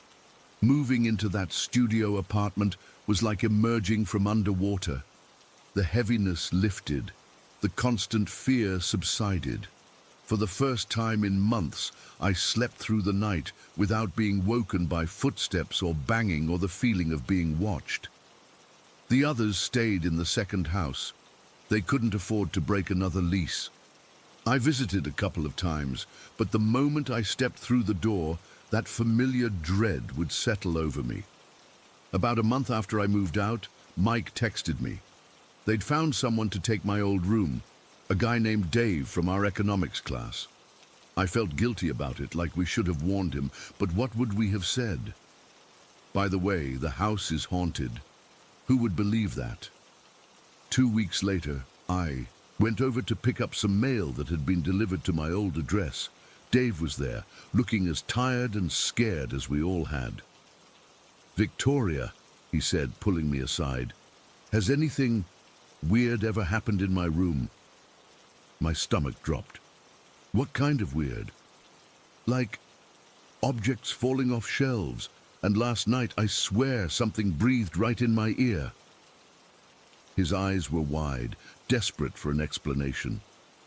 I couldn't lie to him. I told him everything, about both houses, the matchstick model, the footsteps, the shadows. He didn't think I was crazy. He was relieved in a way to know he wasn't imagining things. I left that day and never went back to either house. The others moved out when their lease ended. We don't talk about those houses much anymore, but sometimes when we get together, someone will bring it up and we'll all go quiet, remembering. I still don't know what was in those houses. I don't know if it was tied to the buildings themselves or the land they stood on. I don't know why it seemed to follow us from one house to the other. All I know is that something was there. Something that wanted us to know it was there. Sometimes I still wake up in the middle of the night, thinking I've heard footsteps in the hallway or feeling breath on my skin. I turn on all the lights and check every room, every closet, behind every door. So far, my new place seems clean of whatever haunted those houses, but I'll never forget those months, and I'll never fully shake the feeling that whatever was there might someday find me again. Story 18. I never considered myself superstitious or particularly sensitive to the supernatural. I was just a normal kid growing up in Eastridge. But sometimes things happen that shake your understanding of reality, and no matter how much you try to rationalize them away, they stick with you. It started when I was 16. My friend Scott had just moved into this new apartment with his family, and I was spending a lot of time there. From the moment I walked in, something felt off about the place. Not in an obvious way. The apartment was nice, modern even, but there was this underlying feeling that made the hair on my arms stand up. You know that feeling when you think someone's watching you? It was like that, but constant. I didn't say anything, though. I mean, what 16-year-old boy admits to being creeped out by an apartment? So I ignored it and kept hanging out there. One night I was staying over. Scott's family had an extra bedroom I could use, which was cool. We played video games until like 2 in the morning before finally crashing. I remember being exhausted but having trouble falling asleep. The apartment was quiet, too quiet, and that weird feeling was stronger than ever. I must have eventually fallen asleep because I suddenly woke up needing to use the bathroom. The digital clock on the nightstand read 3:27 a.m. I got up, trying to be quiet, so I wouldn't wake Scott or his parents. Their apartment had this long hallway that led from the bedrooms to the living room, and you had to pass through the living room to get to the bathroom. As I walked down the hallway, I noticed a soft creaking sound. At first, I thought it was just the building settling.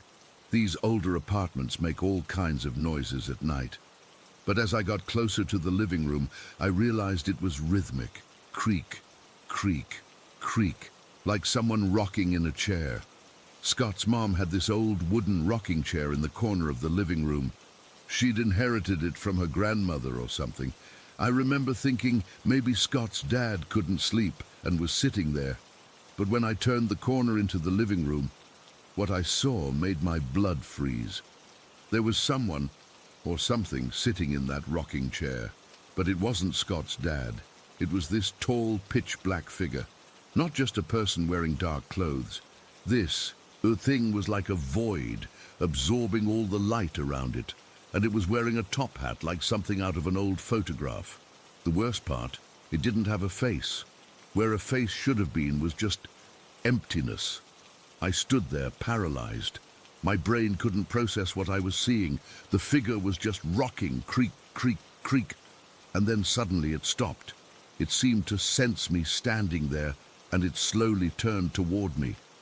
I've never felt terror like that moment. My heart was hammering so hard, I thought it would burst through my chest. I couldn't breathe, couldn't scream. But somehow my survival instinct kicked in, and I backed up slowly, then turned and bolted back to Scott's room. I burst in and shook him awake, whispering frantically, "Scott, Scott, there's someone in your living room." Scott groaned and rubbed his eyes. "What? What are you talking about?" "In the rocking chair.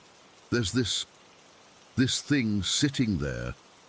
He must have heard the genuine fear in my voice, because he sat up and reached for the flashlight he kept by his bed. "Let's go check it out," he said, trying to sound brave, but I could tell he was freaked out too. We crept back down the hallway together. My legs felt like jelly, and every step was an effort. When we reached the edge of the living room, Scott whispered, "Where is it?" "In the rocking chair," I breathed. "Can't you see it?" The chair was still rocking slightly, and the figure was still there, still watching us with its non-face. I grabbed Scott's arm and pointed directly at it. "There, right there." Scott raised the flashlight, about to turn it on, when the figure suddenly stood up. It was impossibly tall, nearly touching the ceiling. And then it started moving toward us. We didn't wait to see what would happen next. We both turned and ran back to Scott's room, slamming the door and pushing his dresser against it. We were both breathing hard, and Scott was finally as terrified as I was. "Did you see it?" asked between gasps. I saw something," Scott admitted. "The chair was moving on its own, and there was this shadow or something, but not like a normal shadow." We stayed awake for what felt like hours, too scared to leave the room. Eventually, exhaustion took over, and we must have fallen asleep because the next thing I knew, it was morning, and sunlight was streaming through the windows. In the daylight, it was easy to start doubting what I'd seen. Scott was already rationalizing it away. Maybe it was just shadows, or we were both overtired. But I knew what I saw. Still, I didn't spend the night at Scott's place for a long time after that. And when I did, I made sure to use the bathroom before going to bed. The weird thing is, I never saw that figure in the top hat again. At least, not at Scott's apartment. But that wasn't the end of my encounters with these beings, entities, whatever you want to call them.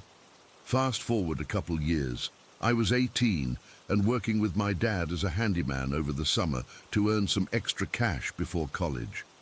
We had this client who lived way out in this wooded area. Their property was huge. The house was set back from the road with acres of land around it, most of it still undeveloped forest. One day, we were there to fix some plumbing issues. Dad was inside working, and I was sitting in our truck waiting for him to need some tools we'd left there. It was mid-afternoon, sunny but cool under the trees. I was just scrolling through my phone when something made me look up. About 50 yards away, at the edge of the clearing where the yard met the woods, was a small tool shed, and standing beside it was a tall black figure. My first thought was bear, because it was so big and dark. But bears don't stand perfectly still on two legs for minutes at a time. And this thing was tall, taller than any person I'd ever seen. It wasn't wearing a top hat like the thing at Scott's, but it had the same void-like quality, like it was swallowing the light around it. I rubbed my eyes, thinking I was seeing things, but when I looked again, it was still there. I rolled down the window and called out to my dad, who was just coming out of the house. "Dad, look over there by that shed. Do you see that?" Dad squinted in the direction I was pointing. "See what? The old shed?" "No, I looked back, and the figure was gone. Just vanished. "Never mind," I mumbled. "Thought I saw something." The next week, when we came back to finish the job, I made a point to check out that shed. It was just a simple wooden structure, maybe 8 by 10 feet, pretty old and weathered. I walked all around it, looking for any holes or spaces where something large could have been hiding. There was nothing. While I was examining the shed, Dad came over and asked what I was doing. "Just looking at this shed," I said, trying to sound casual. "It's pretty old, huh?" "Yeah," Dad replied. "The owner was telling me about it. Says whenever he tries to mow near it, his equipment goes haywire. Mower shuts off, belts fly off. Strange stuff." That sent a chill down my spine. "Really?" Dad nodded. "I mentioned it to the client, and he got this weird look on his face. Said the shed belonged to his wife's father, who used to practice Santeria." "What's that?" I asked, though I was already getting a bad feeling. "Some kind of spirit worship, I think. The old man died in that shed, heart attack or something. They keep meaning to tear it down but haven't gotten around to it." I stared at the shed, remembering the dark figure I'd seen standing beside it. Had I seen the spirit of the old man, or something else? I hoped that would be the end of my weird encounters, but no such luck. When I was 20, I was staying at this house that belonged to some elderly friends of my family. The couple who owned it were really nice, but they had this weird thing about their pets. They'd had over 20 pets over the years, dogs, cats, even a couple of parrots. And when each one died, they buried it in a special area of their backyard. They had little markers for each one, almost like a mini pet cemetery. I was staying in their spare room for a week while doing some work nearby. The room was right off the kitchen, with a bathroom across the hall. One night I woke up around 2 a.m. needing to use the bathroom. As I crossed the kitchen, I glanced at the table and froze. Sitting at the kitchen table was another one of those black figures. This one wasn't as tall as the others, but it had the same light-absorbing quality. It was just sitting there, as if waiting for something. My heart started racing immediately. The encounter at Scott's apartment flashed through my mind, and I wasn't about to stick around to see if this thing would chase me too. I darted into the bathroom and locked the door, hands shaking so badly I could barely manage it. I stayed in there for at least 20 minutes, trying to calm down and figure out what to do. Eventually, I gathered my courage, unlocked the door, and peeked out.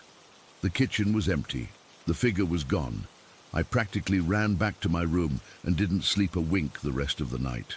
The next morning, the elderly couple's son, who was visiting from out of town and staying in the room next to mine, mentioned at breakfast that he'd heard footsteps in his room during the night.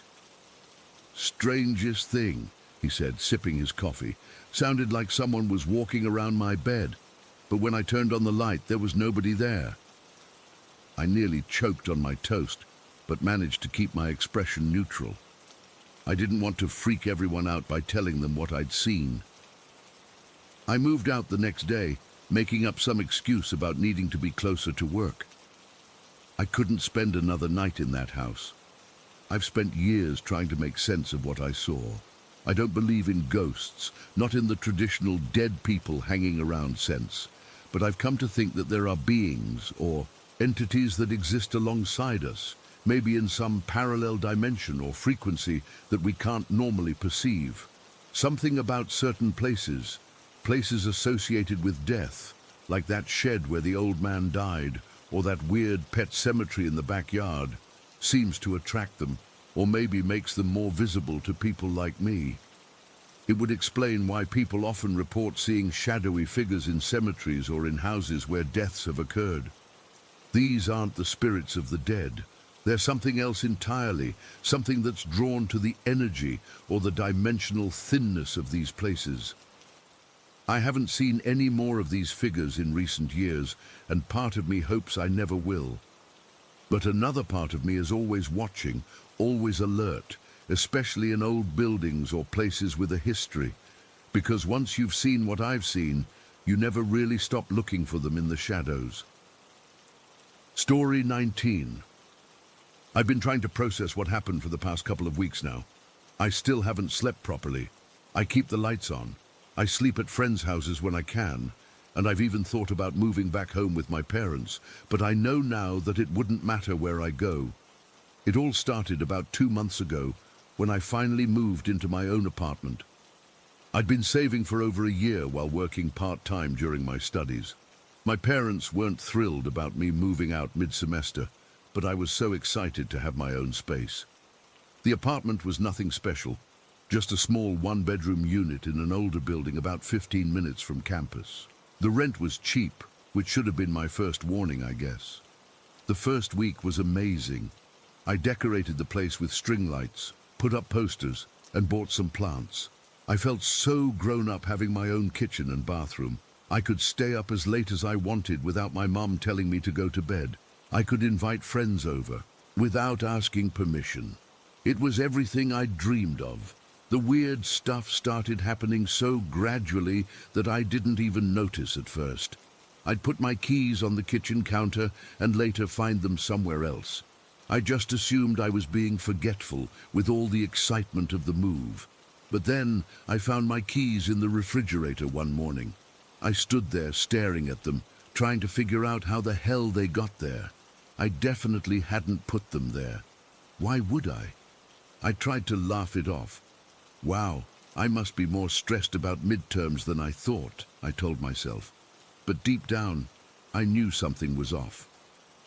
About a week later, I came home from a late study session at the library. I was exhausted and all I wanted was to make a quick sandwich and crash.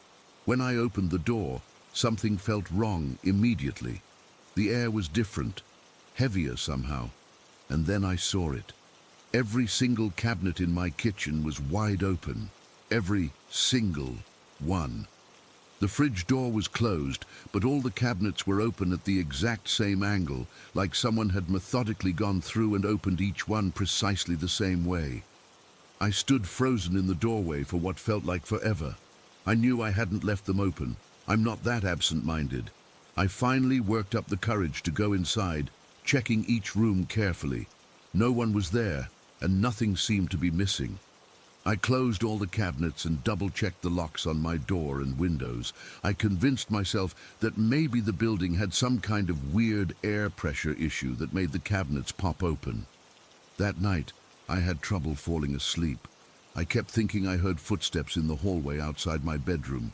I checked 3 times, but there was never anyone there. Things were quiet for a few days after that.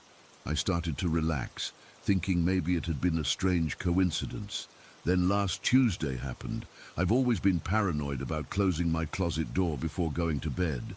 I don't know why, just one of those childhood habits I never grew out of. That night, I specifically remember shutting it before turning off the light. I even remember the soft click it made when it latched. I woke up around 3 in the morning. You know that feeling when you just sense someone is watching you? That's what pulled me from sleep. My eyes adjusted to the darkness, and I realized my closet door was wide open. A wave of cold fear washed over me. I laid there, paralyzed, staring at that black rectangle. And then I heard it, this soft, raspy breathing coming from inside the closet. It wasn't loud, but in the silence of the night, it might as well have been someone screaming in my ear. I couldn't move. I couldn't scream. I just laid there, sweating, my heart pounding so hard I could feel it in my throat. The breathing continued for what felt like hours, but was probably only minutes. Then it just stopped. The silence that followed was almost worse. When my alarm went off at 7, sunlight was streaming through my window. I'd fallen back asleep somehow, and in the light of day, I tried to convince myself it had been a nightmare. But deep down, I knew it wasn't. I skipped my morning classes and went to the campus counseling center. I didn't tell them the whole truth, just said I was having trouble sleeping and experiencing anxiety in my new place. They gave me some breathing techniques and suggested I might be dealing with the stress of new independence. That night, I made sure everything was locked up tight. I wedged a chair under my doorknob and pushed my dresser in front of my closet. I even left all the lights on. I was so exhausted that despite my fear, I fell asleep quickly. The sound that woke me was like nothing I've ever heard before. It started as a creaking, like weight shifting on the floorboards under my bed. I held my breath, listening. The creaking grew louder, more deliberate, and then it changed into this horrible, choked, gurgling sound, like someone trying to scream while drowning. I shot up in bed and scrambled to turn on my bedside lamp. The sound stopped instantly. My heart was racing so fast I thought I might pass out. I sat there until morning, afraid to look under the bed, afraid to move at all. The next night, I saw it for the first time. I'd been dozing off when something made me open my eyes. There in my bedroom doorway was a dark figure. It was mostly shadow, but somehow more solid than a shadow should be.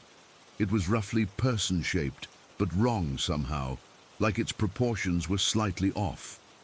I couldn't make out any features, just a black silhouette standing perfectly still. I squeezed my eyes shut, telling myself it wasn't real. When I opened them again, it was gone. I didn't sleep at all that night. The next morning I called my mom and tried to explain what was happening without sounding completely insane. She suggested that maybe the building had mice or that the pipes were making noise. She offered to come visit that weekend, which was still 4 days away. I agreed, desperate for someone else to witness what was happening. That night, the figure appeared again. This time it was a few steps into my room, closer to my bed. I pulled the covers over my head like a child, shaking uncontrollably. When I finally got the courage to look again, it was gone. But the air was cold, and I could smell something faintly musty, like wet clothes left too long in a washing machine. The next morning, I woke up to find my apartment door wide open. The lock was broken, like someone had forced it open. And there were wet footprints on the floor, leading from the door straight to my bedside. They weren't normal footprints either. They were too long, the toes spaced too far apart. I followed them back to the door, but they stopped abruptly in the hallway. I called my landlord in a panic. He came over, looking annoyed, and replaced the lock, muttering something about me needing to be more careful. He clearly didn't believe me when I said I hadn't broken it. That afternoon I went to shower and found an old cracked hairbrush sitting on my bathroom sink.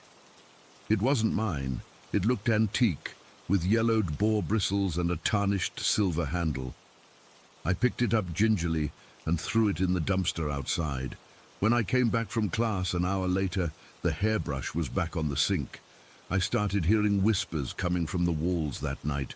I couldn't make out what they were saying, but the sound was unmistakable, like multiple voices having a hushed conversation just on the other side of the plaster. The feeling of being watched was constant now, even in broad daylight. I couldn't take it anymore. I called my friend Jamie and asked if I could crash on their couch. I didn't explain everything, just said my heating was broken. They agreed, and I packed an overnight bag, relief washing over me as I left the apartment. That night at Jamie's, I finally slept for a few hours. I woke up to their cat hissing at something near the couch where I was sleeping. The cat was arched, fur standing on end, and completely soaked, like someone had dunked it in water. And there, next to the couch, were those same wet footprints I'd seen in my apartment. Jamie was confused and concerned about their cat, but they hadn't seen the footprints, which had already started to dry by the time I pointed them out. I made up an excuse about needing to check on my apartment and left, even though the last place I wanted to go was back there. When I entered my apartment, the air was thick and humid, like a bathroom after a hot shower.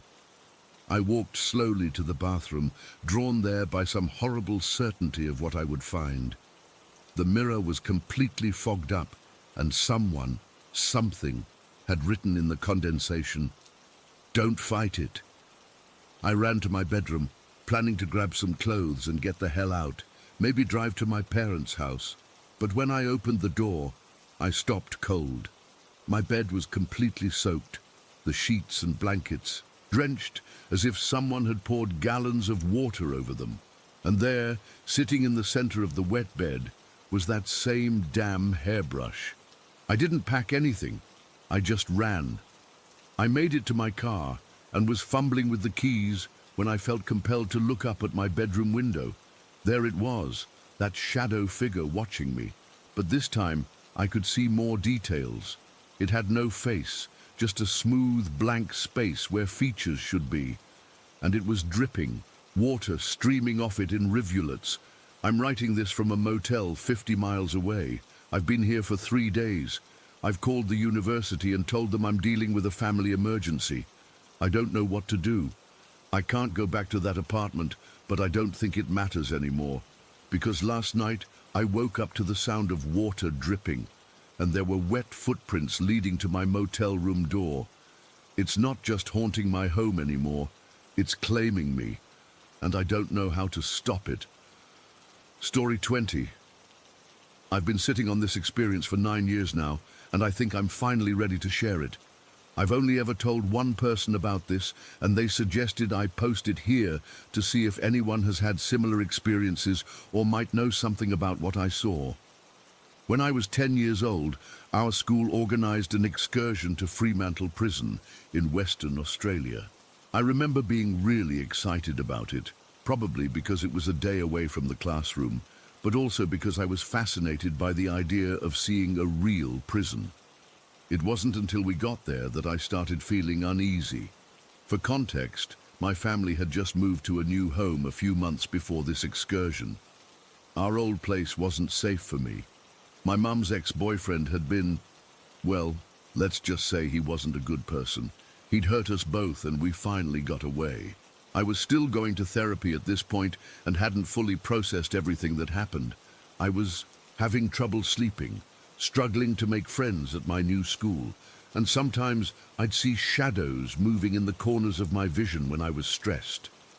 My therapist called them stress hallucinations, just my brain trying to process the trauma. They were always vague, like dark blurs that disappeared when I tried to focus on them. Nothing concrete, nothing real. I'm telling you this because what I saw at Fremantle Prison wasn't like that at all. The prison itself is this massive limestone building that honestly looks like a fortress. The walls are thick and imposing, and everything inside feels cold, even though we visited on a warm spring day. The moment we walked through those gates, I felt this weight pressing down on me. Our tour guide was this cheerful woman who tried to make the tour educational, but not too scary for us kids, though some of the history she shared was pretty grim. We were about halfway through the tour when we reached the main cell block. The guide was explaining how the prison operated back when it was still active, pointing out different areas and talking about daily routines. The cell block was this huge open space with cells lining both sides and multiple levels with metal railings. It reminded me of those American prison movies, except older and more worn down. The guide led us to a spot where we could see all the levels at once, and she started telling us about how some inmates had committed suicide by jumping from the upper railings. I remember feeling really uncomfortable at this point, not just because of the subject matter, but because something about the atmosphere had changed. The air felt heavier, and I had this sense that someone was watching me. While the rest of my class was focused on the guide, I glanced down one of the hallways that branched off from the main cell block. That's when I saw him. Standing about 20 meters away was a middle-aged man, probably around 45 or 50 years old. He was only wearing white underwear, the old-fashioned kind that looks like shorts. What immediately caught my attention was the massive wound on the side of his head. It was this deep, dark gash that seemed to have caved in part of his skull.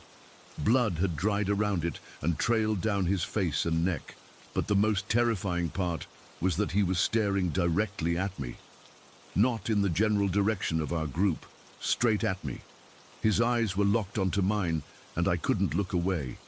He didn't look angry or sad, just intense, like he was trying to communicate something without words. We stared at each other for what must have been about 10 seconds, though it felt much longer. My heart was pounding so hard I could feel it in my throat. I wanted to call out to my teacher or one of the other kids, but I couldn't make a sound. I was completely frozen. Then, without breaking eye contact, he slowly turned and walked toward one of the closed cell doors. He didn't open it. He walked straight through it like it wasn't even there. Then he was gone. I stood there, still staring at the spot where he'd disappeared, until my teacher touched my shoulder and asked if I was okay. Apparently I'd gone pale, and she thought I was feeling sick.